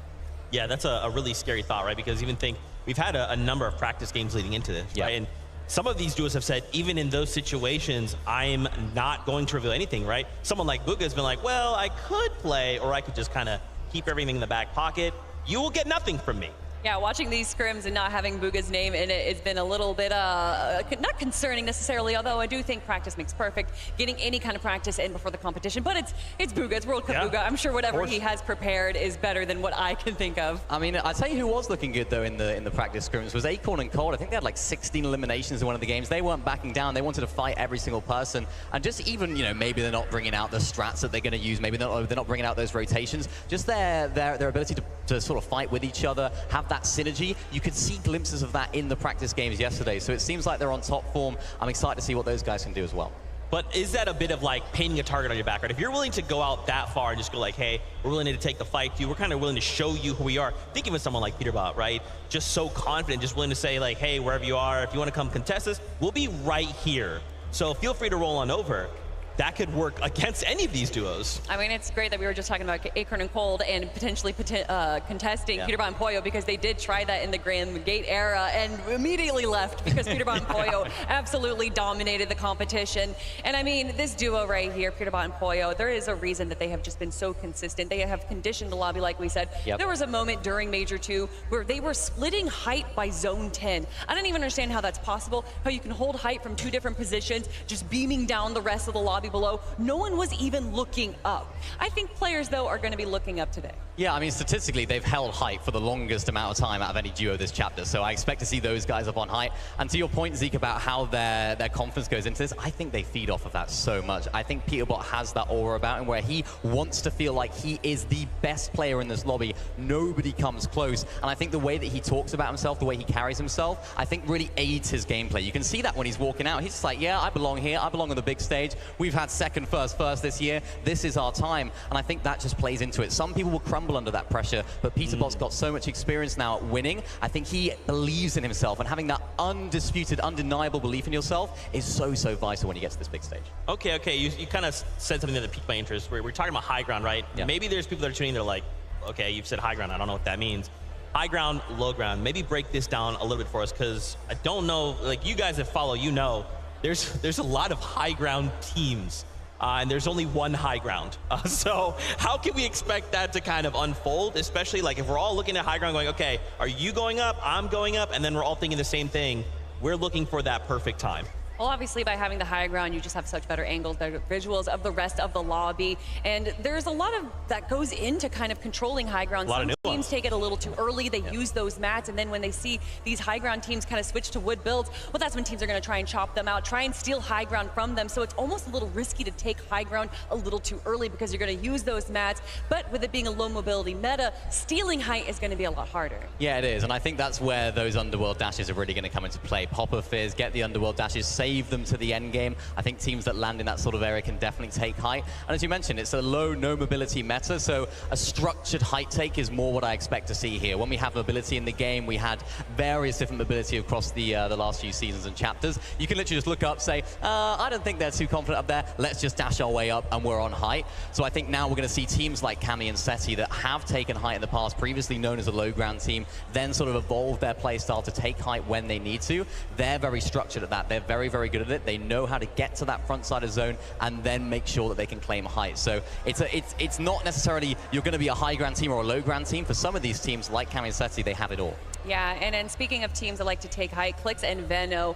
Clix, when he was playing with Epic Whale and Epic Whale, he was taking high ground way too early, around zone 9, and then on like constantly getting chopped out. But joined by Veno, who has reined him in just a little bit. They did such a good job during Major 3, controlling high ground, especially in day 1. Okay, yeah. Let's circle back. Clix and Veno. Let's take a moment, right? Let's give them a moment to kind of talk about this duo. How are they performing? So you've touched on it a little bit. Can you maybe break down just a little more for me? What has Veno brought to Clix, right? We've seen Clix kind of pair up with a few different duos, and then obviously we had Queasy and Veno for so long. Yeah. And then you're suddenly like, okay, wait, Veno, you're leaving EU to go compete on NA. You're already used to competing in EU, and now we're going to change all of that up, and you're going to go play with someone like Clix? Are you crazy? It's honestly, we've already talked about it, how well paired it is. It's honestly looking almost like a trio competition where you have the IGL, you have the Fragger, and then you have the support player. Yep. But you just mesh IGL and Fragger together, and that's Veno. And Clix plays the perfect support. Watching them play in Major 3 was like watching a dance. Constantly in Veno's shadow, Clix was ready to prepare for him. And watching some of these plays that they made in the end game, where Clix would shoot towards the box, the team would get distracted in one direction, and then Veno would quickly rotate into the back and 1v2 them. It was so exciting to watch them play. They had their strategy down to a pat, but even when a wrench was thrown into that, they were able to evolve, they were able to adjust, and I think even though they might potentially be contested here today, I don't think that's going to throw them off their game too much. Yeah, well, remember, Major number 3, their debut season, they were looking strong to win the entire Major. Yeah. I think it was the last 3 games where things didn't quite go too well for them. I think for Veno, he didn't have a very good start in terms of EU's performance with Tayson.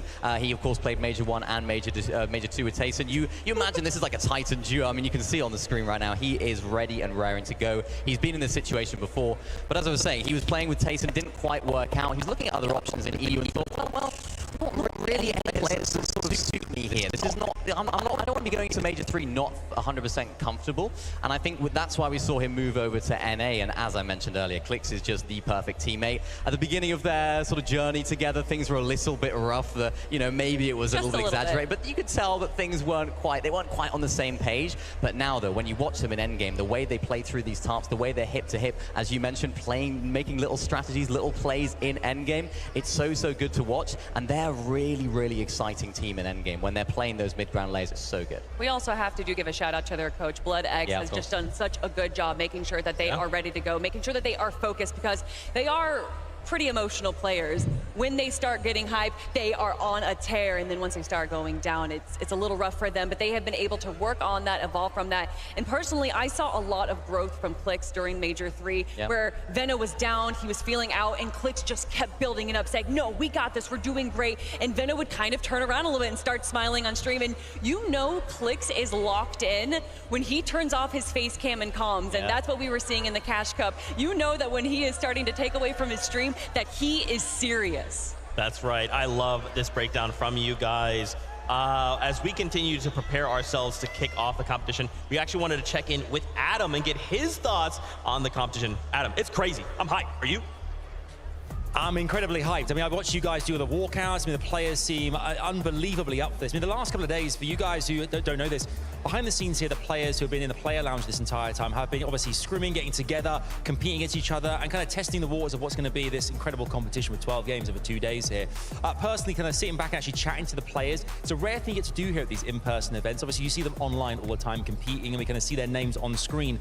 But actually meeting them in the flesh and having kind of conversations about like life in general, how things are, how they got to this place, is always really interesting to me. Kind of the aspirations of kind of what they hope to achieve here in the next season and the partnerships, and you get a real sense of the energy and the kind of like the relationship that the players have in their duos as well here, which is really exciting. Also really cool, which is happens in the player lounge here. You get to meet a lot of the family around the kind of players as well here. Players from all over the world. You get to see their kind of their friends, their kind of like their closest who have come to embrace this amazing experience. Obviously the audience, who I love you guys already. Like we've known each other for 5 minutes, and you're brilliant. The energy in that room is incredible. But to actually meet the kind of people who in their personal lives as well has been really special, and something really kind of I always like kind of love learning about backstories and stuff as well here. But actually here in the player lounge, they were here till quite late last night. Everyone was kind of grinding, kind of making the most of their time they actually have here to kind of practice ahead of what's going to be 12 games, 6 games today, 6 games tomorrow. Don't forget as well, I'm sure that tonight after the first 6 games, there's VOD reviewing, going back, looking and seeing exactly how they can perfect their game, go into that second day where things are really going to count, courtesy of the elimination points and of course those standing points as well. For now, though, I'm going to hand back to you guys. I'm going to kind of remain kind of cool, fresh, and calm back here. It's very quiet right now, and there's lots and lots and lots for me to going to do, courtesy of some basketball and some fun stuff behind me. Did you say basketball? I'll be right there. Actually, I'll be there in a little bit. Guys, as we continue to talk, I wanted to highlight another duo. Just throw out. I'll go ahead and say this is probably my personal favorite duo. It's Paper. It's Victor V. I mean, come on. We saw these guys compete, and Victor V, I feel like University's won over everyone, right? To come out, to be paired up with someone like Paper, to just kind of take him under his wing and then say like, okay, Victor V, oh wow, you're just eliminating everything. You're going absolutely crazy. Sounds good. You know, how I was kind of referencing them in Major 3, I was like, oh, Paper, this long-standing veteran, and Victor V, the new blood. And then I actually look back, and Victor V's been competing for quite a while at such a young age, and to perform at the level that he has is so impressive. And I mentioned one coach, I gotta mention another, Victor V's dad. What an incredible coach. That little video that they released before the Global Championships, I am absolutely in love with this whole team of Paper and Victor V. Yeah, they're like the brotherly duo, aren't they? Even when they were doing the walkout, sort of hopping over each other. Great. That's so cool. I love them. I'm interested to see how they're going to do. Of course, they seem to be uncontested at the moment towards that central area of the map. Interested to see what happens there. And I was speaking to Victor the other day after their media day. I said, oh, how was the media day? Did you enjoy being on camera? He said, yeah, I was kind of a bit nervous. I was like, are you more nervous for that in the game? And he said, yeah, I'm more nervous for the media day questions and stuff than the actual game itself. So he's looking confident, feeling confident as well. And I like the dynamic that they have with each other. That helps so much, especially for someone like Victor, who is young, he's new to this sort of in-person event. It's just going to help settle the nerves so much. Yeah, there's kind of this dialogue of how a lot of these duos, a lot of these players, when they do break up, they kind of tend to pick someone that's already been established, a veteran. And the question is, why aren't they picking these kind of young bloods? Why aren't they picking these like young WK Kings that can really evolve, especially if you have a very established IGL? And that's exactly what Paper did. He knew, he already read the strategy book, and picking up Victor V clearly worked out in his favor because here they are on the global stage. Just wild. I mean, once again, we just want to continue to remind you guys just how much talent is on this stage, how many majors we've gone through, how many duos fought to the very end to try and make it here to compete on this stage. And now they're going to compete in front of all of you for a title to prove that they are the best. And now that we're kind of like mixing regions, it's not even just like, hey, which region is the best? No. It's just who's got the title and who doesn't. I mean, I think when you talk about regions too, what's so exciting is that when these smaller regions really do pop off, we were already talking about Jerome and MK Papa, but I want to know who is going to be popping off today. Are we going to have one of these smaller regions really showing up the rest of NA and EU? Yeah, I mean, for me, that was King and Phaser. I thought these guys were going to be the best of those smaller regions. Of course, so much experience on stage. Of course, they won Major number 3 as well, so they seem to know how to play in their own region as well, as we already know. I think that was kind of a little bit of a question mark now that they might be contested by one of our teams. So they already had a really good drop spot. I'm intrigued as to how that off-spawn battle is going to go, because I don't think it's necessarily going to work in their favor at that particular middle of the map drop spot. And speaking of other smaller regions as well, we already talked about Haman and Cal Gamer, Yep. but FKS and Adapter, that one team to take away that one win from them in That's Major right. 2. Yeah. So another incredible duo here that might be showing up, although they are contested as well. Yeah, they are. They're sort of like that mini Olympus area, just the north side of that. I'm intrigued about what they're going to do there. Whether one of those teams decides if they do win off spawn, maybe they go towards that north side of that Grand Glacier area. If the fight does take a little bit longer, maybe that could be a good opportunity for them to get some Storm Surge as well. Even those static launch pads that are nearby as well, they can get up on that hill, base up a little bit as well. So they have so many different options at their disposal. And I mean, Cal Gamer and his teammate as well. What a duo to talk about, because I love the way that Cal Gamer carries himself, right? He's one of those players that's just like, he's so cool. Like, he never shows any nerves, and you can see why. He is so good on Middle East. I believe he's got the highest amount of damage this entire chapter as well. So he is one of those players that can perform on LAN. It's all about what that off-spawn situation is going to do, because we saw it at the last Global Championships, contested in both the upper and the lower bracket, and they didn't make it to the grand final. So I'm hoping now they can hopefully fix a few of those off-spawn mistakes. Okay, I want to circle back here. Booga, Aviv. All right, let's talk about this guy for it. No, but yeah, you guys can cheer. It's okay. It's okay. Allowed. Yeah, Booga. I mean, dude, you know, when we think about Fortnite, if you're someone who's like never heard of Fortnite at all, but someone says Booga, you're like, yeah, I know that guy. Yeah, you know. Yeah, I know Booga is, right? I want to see this guy win a global championship title. To just have like every single title imaginable. Like, it just would cement him forever, right? He's already regarded as like this incredible player.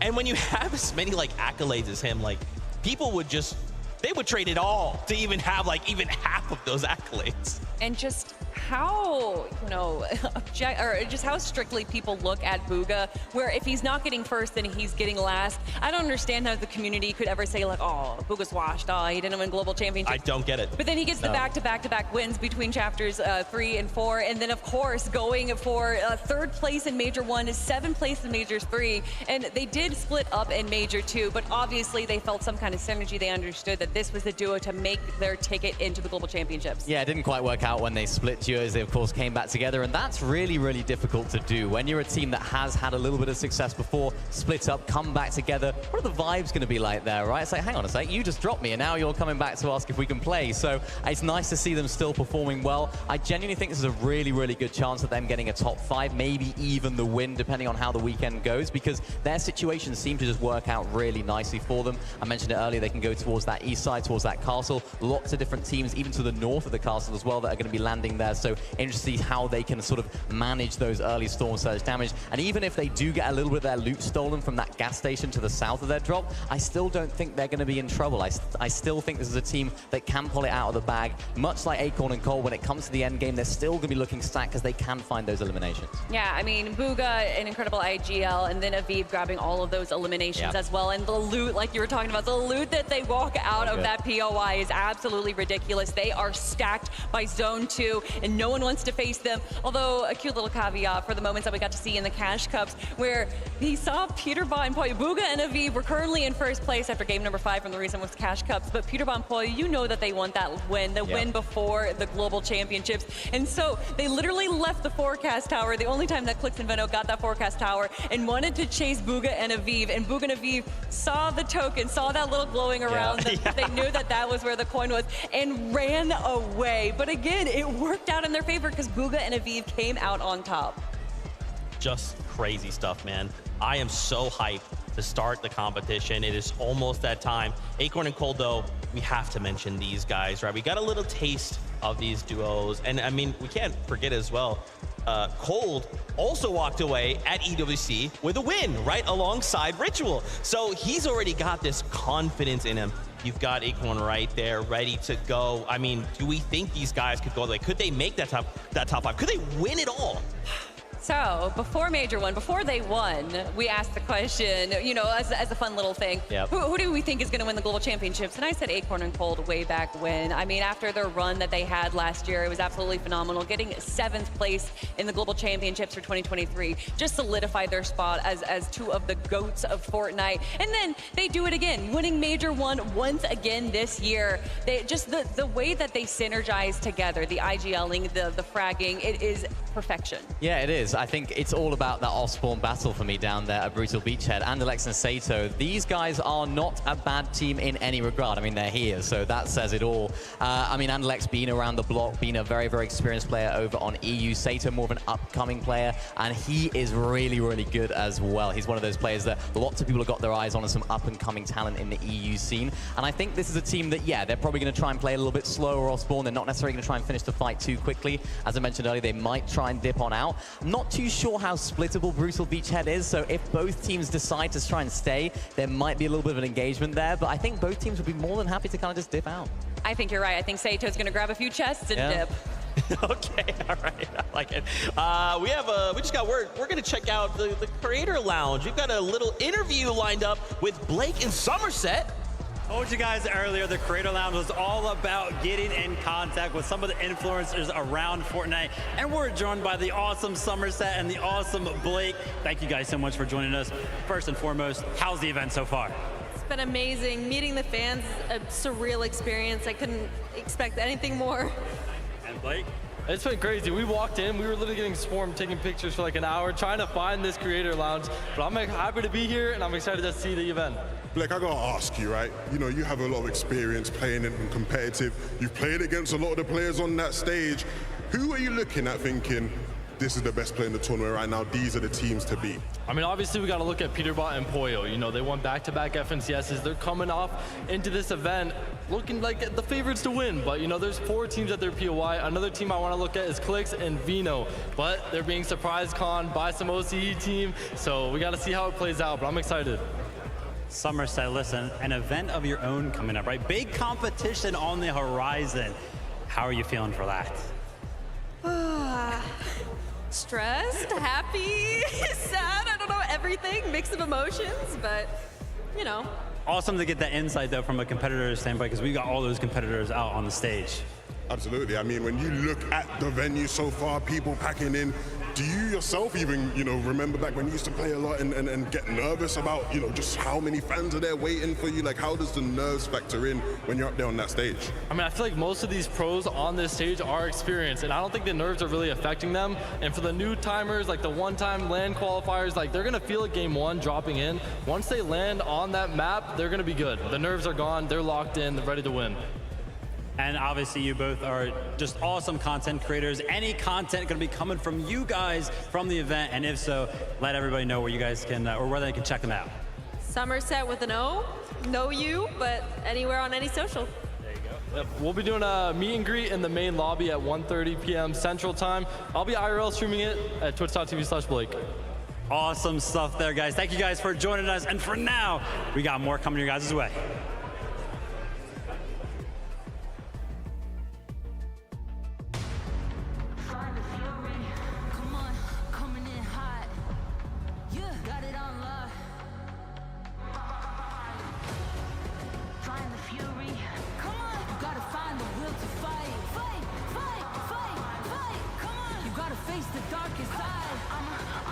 I'ma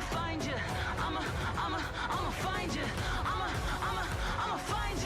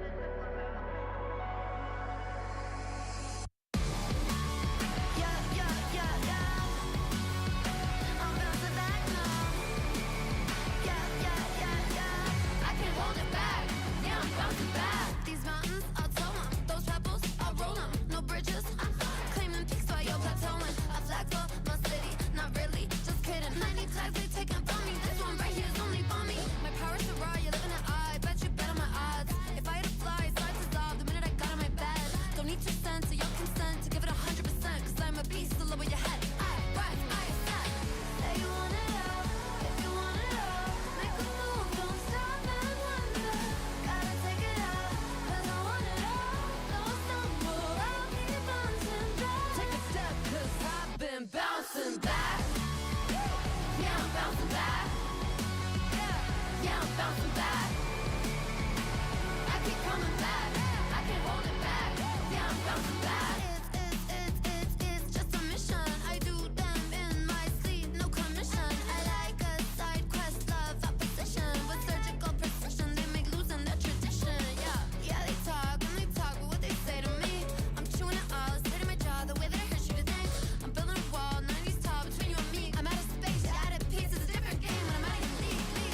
Say you wanna love, if you wanna love, make a move, don't stop and wonder. Gotta take it out, 'cause I want it all.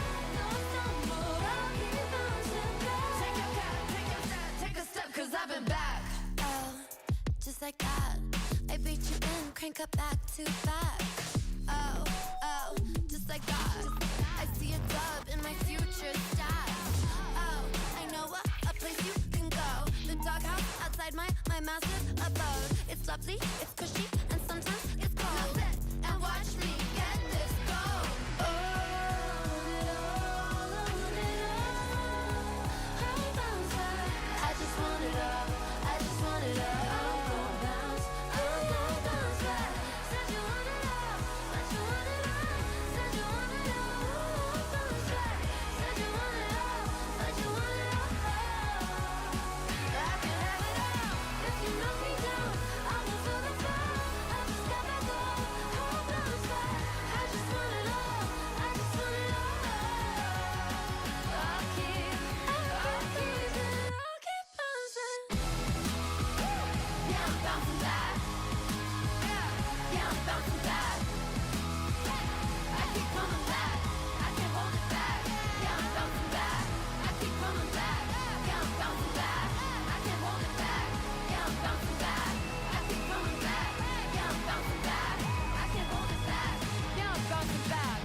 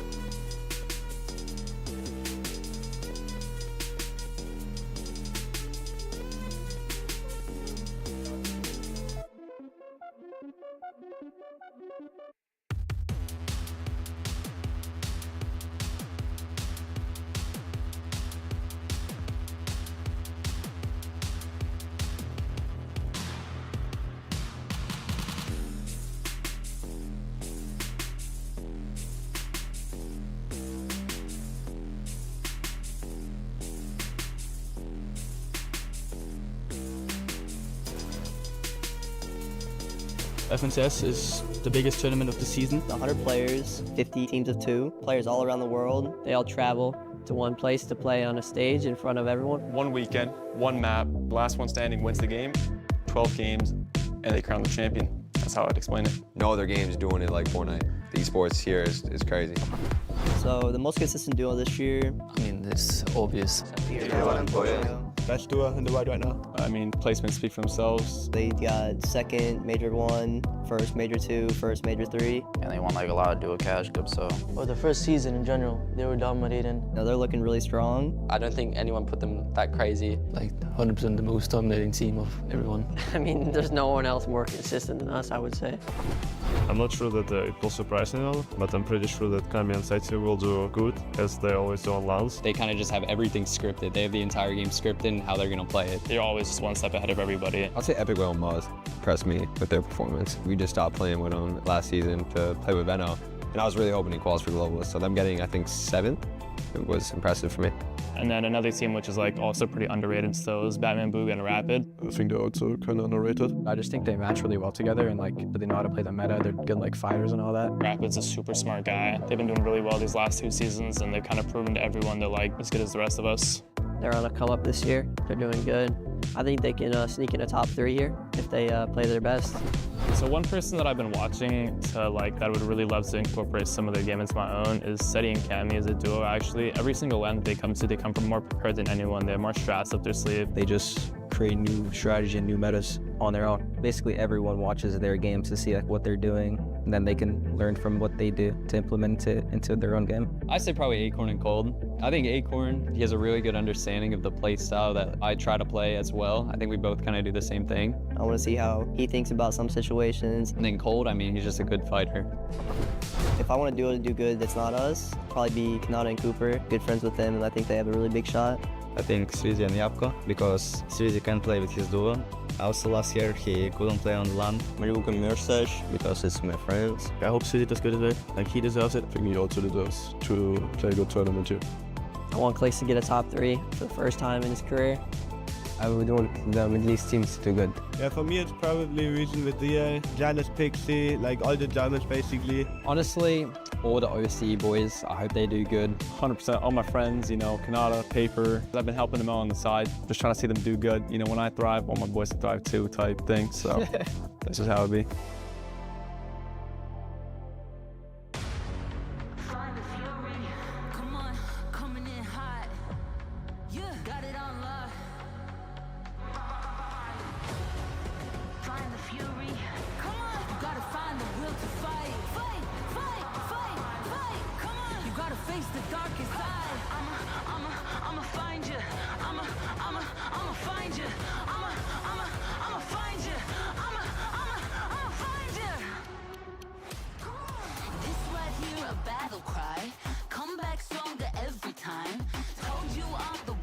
I walk through fire to the finish line.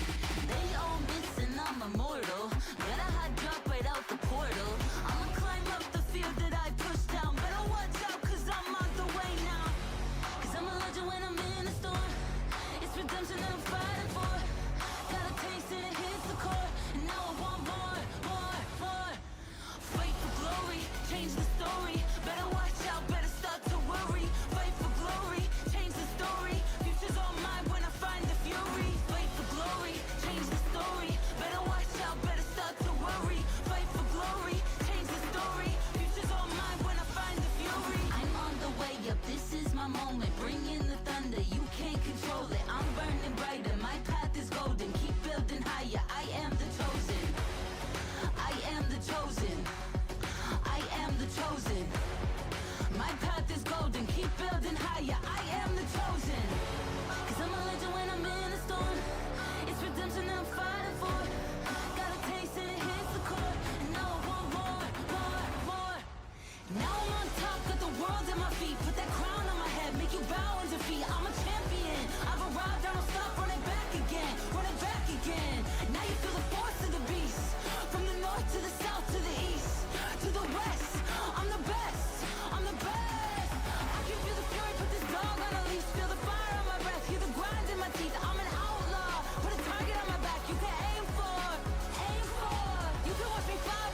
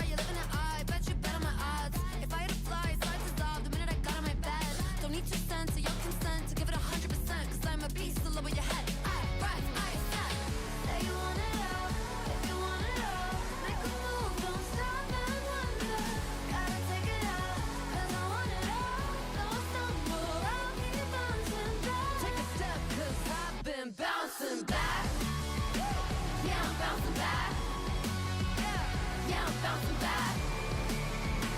I keep coming back. I can't hold it back. Yeah, I'm bouncing back. It's just a mission. I do them in my sleep, no commission. I like a side quest, love opposition. With surgical precision, they make losing their tradition. Yeah, they talk and they talk, but what they say to me, I'm chewing it all, it's hitting my jaw, the way that it hurts you to think. I'm building a wall, 90s tall between you and me. I'm out of space, you're out of peace. It's a different game when I'm out of your league.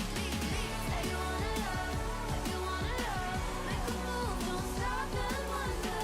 Gotta take it out, 'cause I want it all. Don't stumble, I'll keep bouncing back. Take your cap, take your step, take a step, 'cause I've been back. Oh, just like that, I beat you in, crank up back to back. Oh, just like that, I see a dub in my future stats. Oh, I know a place you can go. The doghouse outside my massive abode. It's lovely, it's cushy, and sometimes it's cold. Now sit and watch me get this gold. Oh, I'll bounce back. I just want it all. I just want it all. I'm gonna bounce. I'm gonna bounce back. Said you want it all, but you want it all. Said you want it all. I'll bounce back. Said you want it all, but you want it all. I can have it all. If you knock me down, I'll go to the floor. I just got back up. I'll bounce back. I just want it all. I just want it all. I'll keep bouncing. Yeah, I'm bouncing back. Yeah, I'm bouncing back. I keep coming back. I can't hold it back. Yeah, I'm bouncing back. I keep coming back. Yeah, I'm bouncing back. I can't hold it back. Yeah, I'm bouncing back. I keep coming back. Yeah, I'm bouncing back. I can't hold it back. Yeah, I'm bouncing back.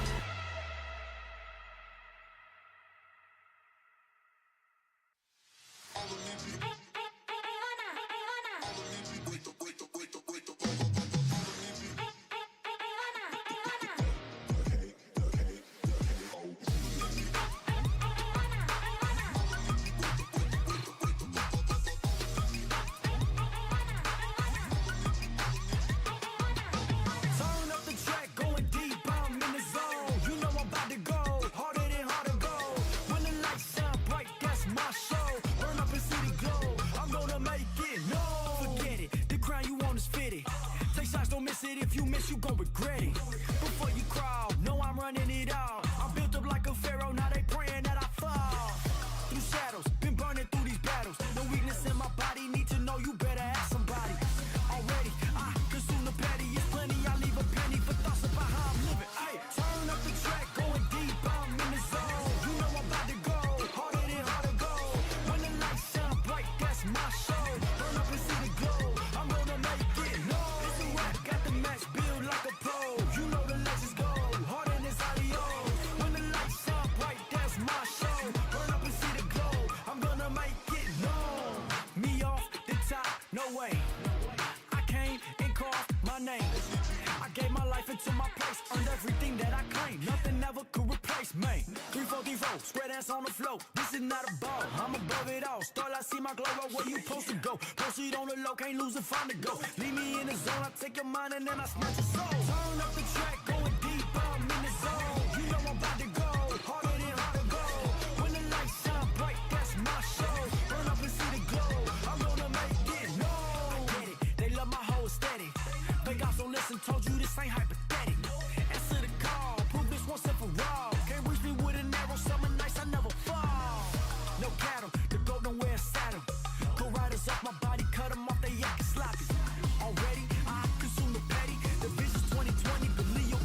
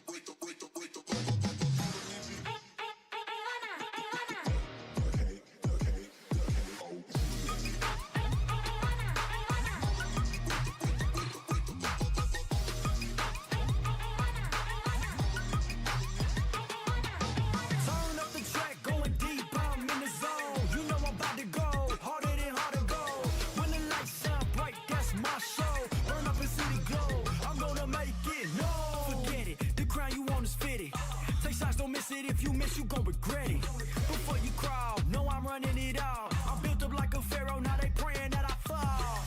Through shadows, been burning through these battles. No weakness in my body, need to know you better ask somebody. Already, I consume the patty, it's plenty, I leave a penny for thoughts about how I'm living. Ay, turn up the track, going deep, I'm in the zone. You know I'm about to go, harder than hard to go. When the lights stand like I got to my show. I'm gonna make it, no. It's a rap, got the match built like a pro. You know the legends go, harder than adios. When the lights shine bright, that's my show. Burn up and see the glow, I'm gonna make it known. Me off the top, no way. I came and called my name.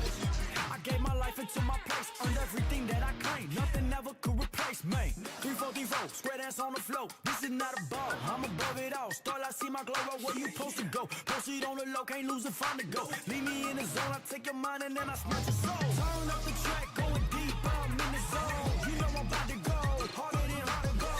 When the lights shine bright, that's my show. Burn up and see the glow, I'm gonna make it known. I get it, they love my whole steady. Vegas don't listen, told you this ain't hypothetical. Answer the call, prove this once and for all. Can't reach me with an arrow, summer nights I never fall. No cattle, the goat don't wear a saddle. Go riders off my body, cut them off, they acting sloppy. Already, I consume the petty. The vision's 2020, believe your eyes, win it.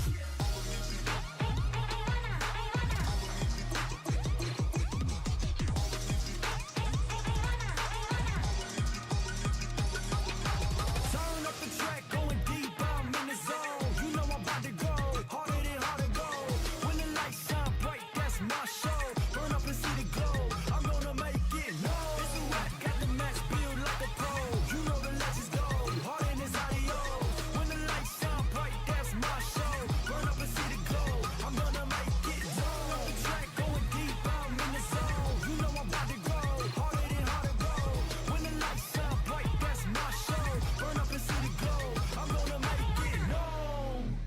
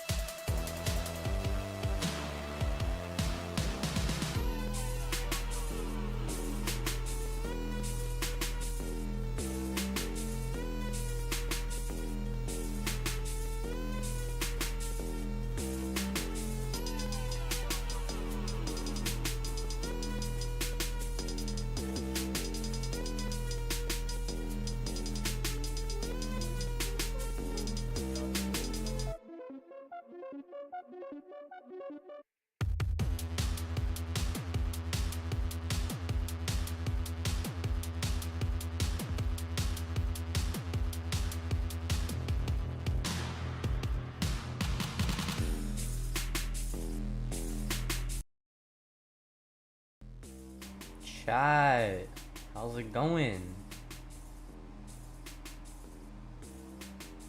How is it going, chat? We back.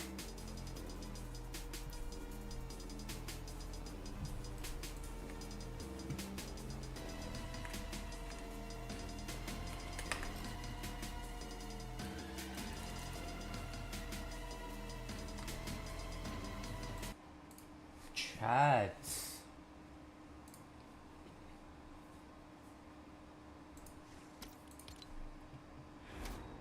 Yo, it's good, Omar edits.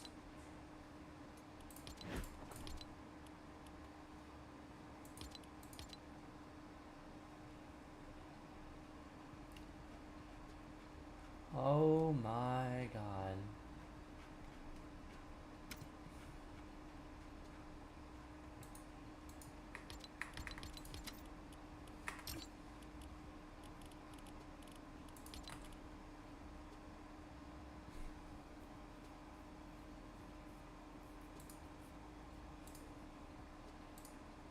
"16 minutes until next one."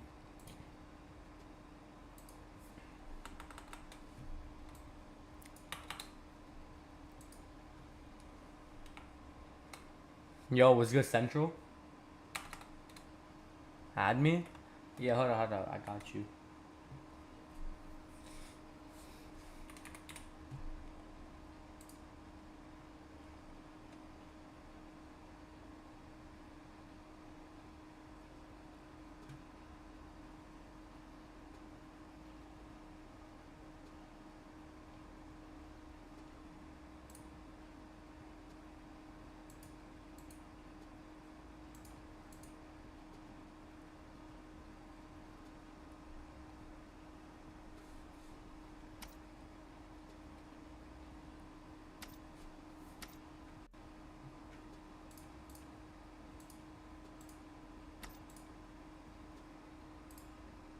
Chat, what we playing?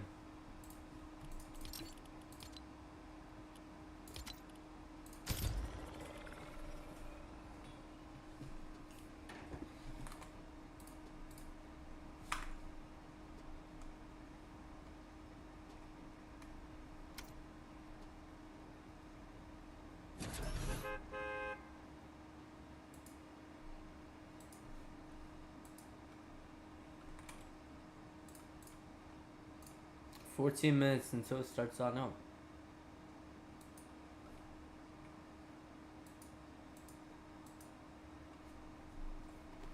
Chat, who's winning today though?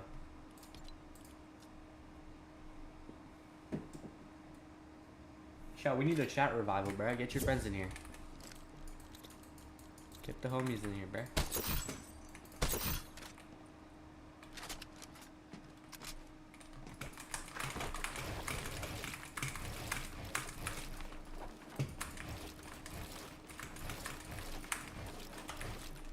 Chat, we can do like one quick custom if there's enough of y'all.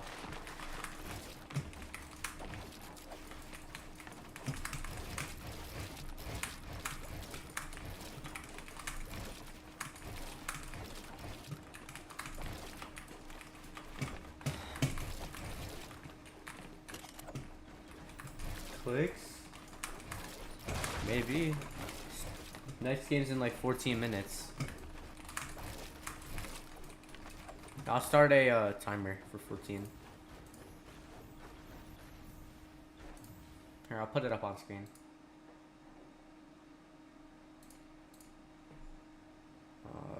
Cut and time till next game. It's up on screen.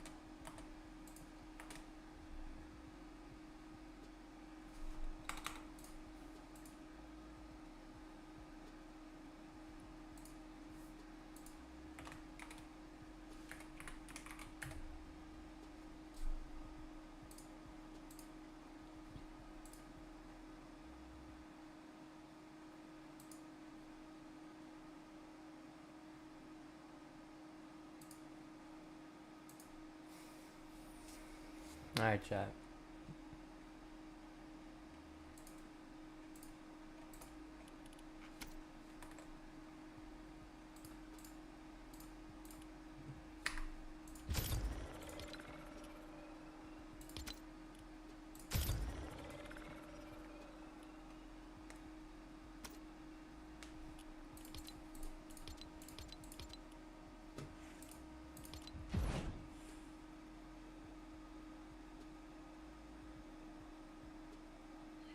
Oh, yo, what's good? Yeah. Oh no, my stream's dead. I might restart it. Should I? We could.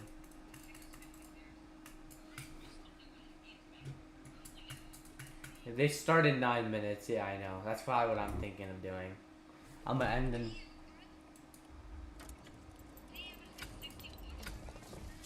You ended already? Oh.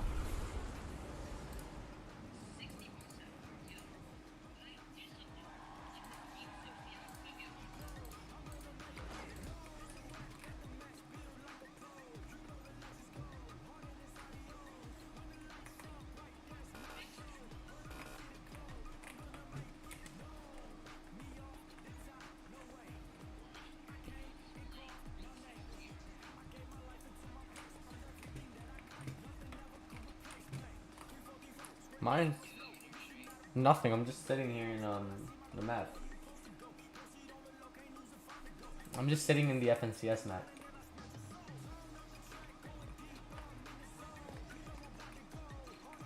Okay, it literally shows the grands. My what? What do you mean? Oh. Oh.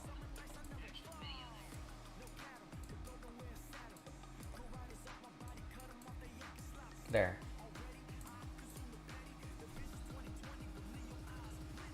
I'm probably gonna restart stream, so chat.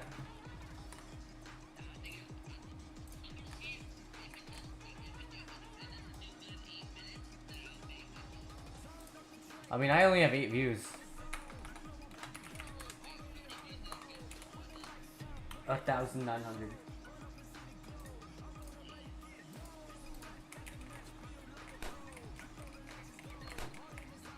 Nice. But I mean, the first game hasn't even started yet.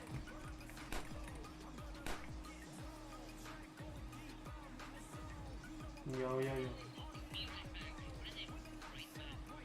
No, because, I mean, I don't know.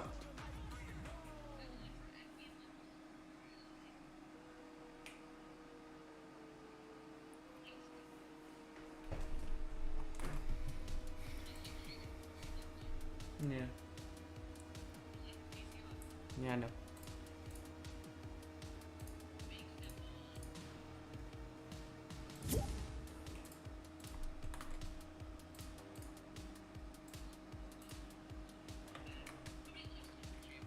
$660. Hopefully I get more when the actual FNCS starts though. I'm probably gonna restart stream.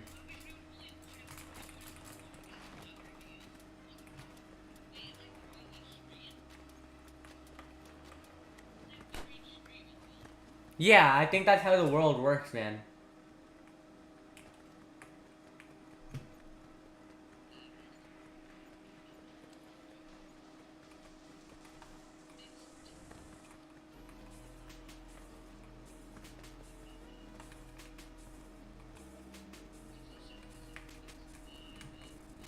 What the hell? 560.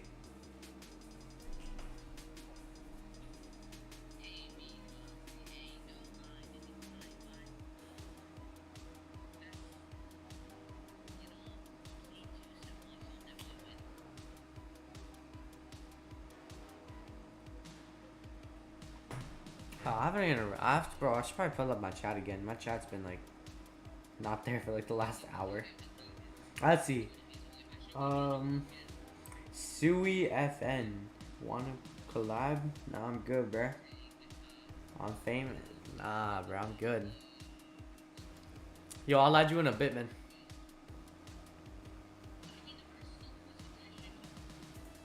No.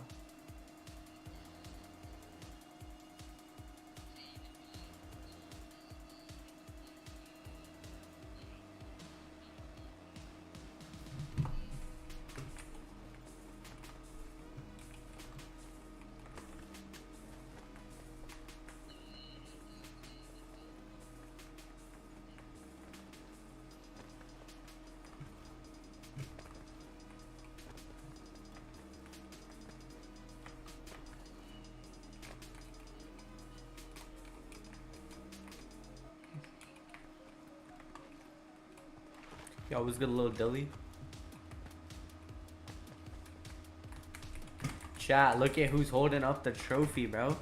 Look at this, bro. Oh. Why is there a barrier? It's literally me, bro.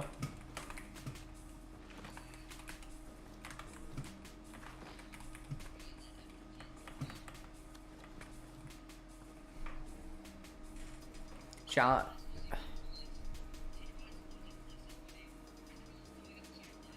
Oh no. Are you back live or no? Oh.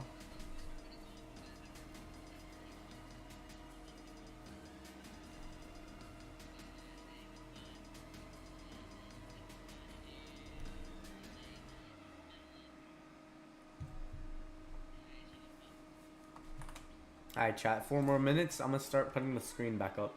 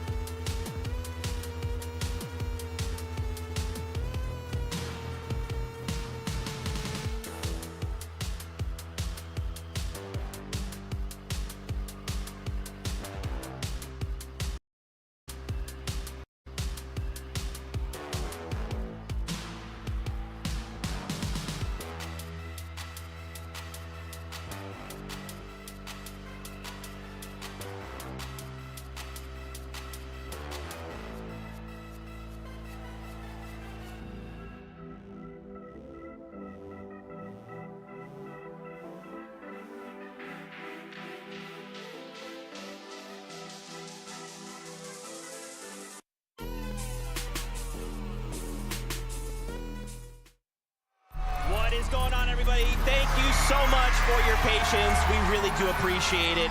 After some technical difficulties appeared on stage, we resolved those issues, and now we'll be working to get our players back on stage and get into the action. So we look forward to seeing that with you. At the end of the day, we're here to see some Fortnite, and that's what we're going to see. As we prepare, though, as the players start to come in and whatnot, we're going to take a couple moments just to highlight just a few duos. Wanted to highlight here Reason and Vidil, a duo that we are very excited to see compete here on stage.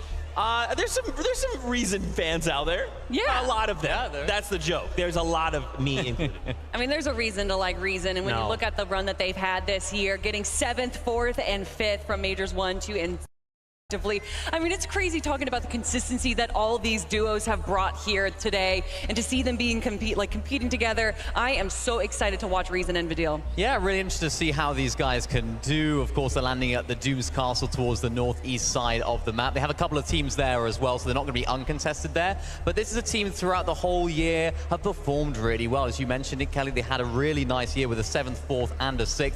Really, really consistent placements, and they're able to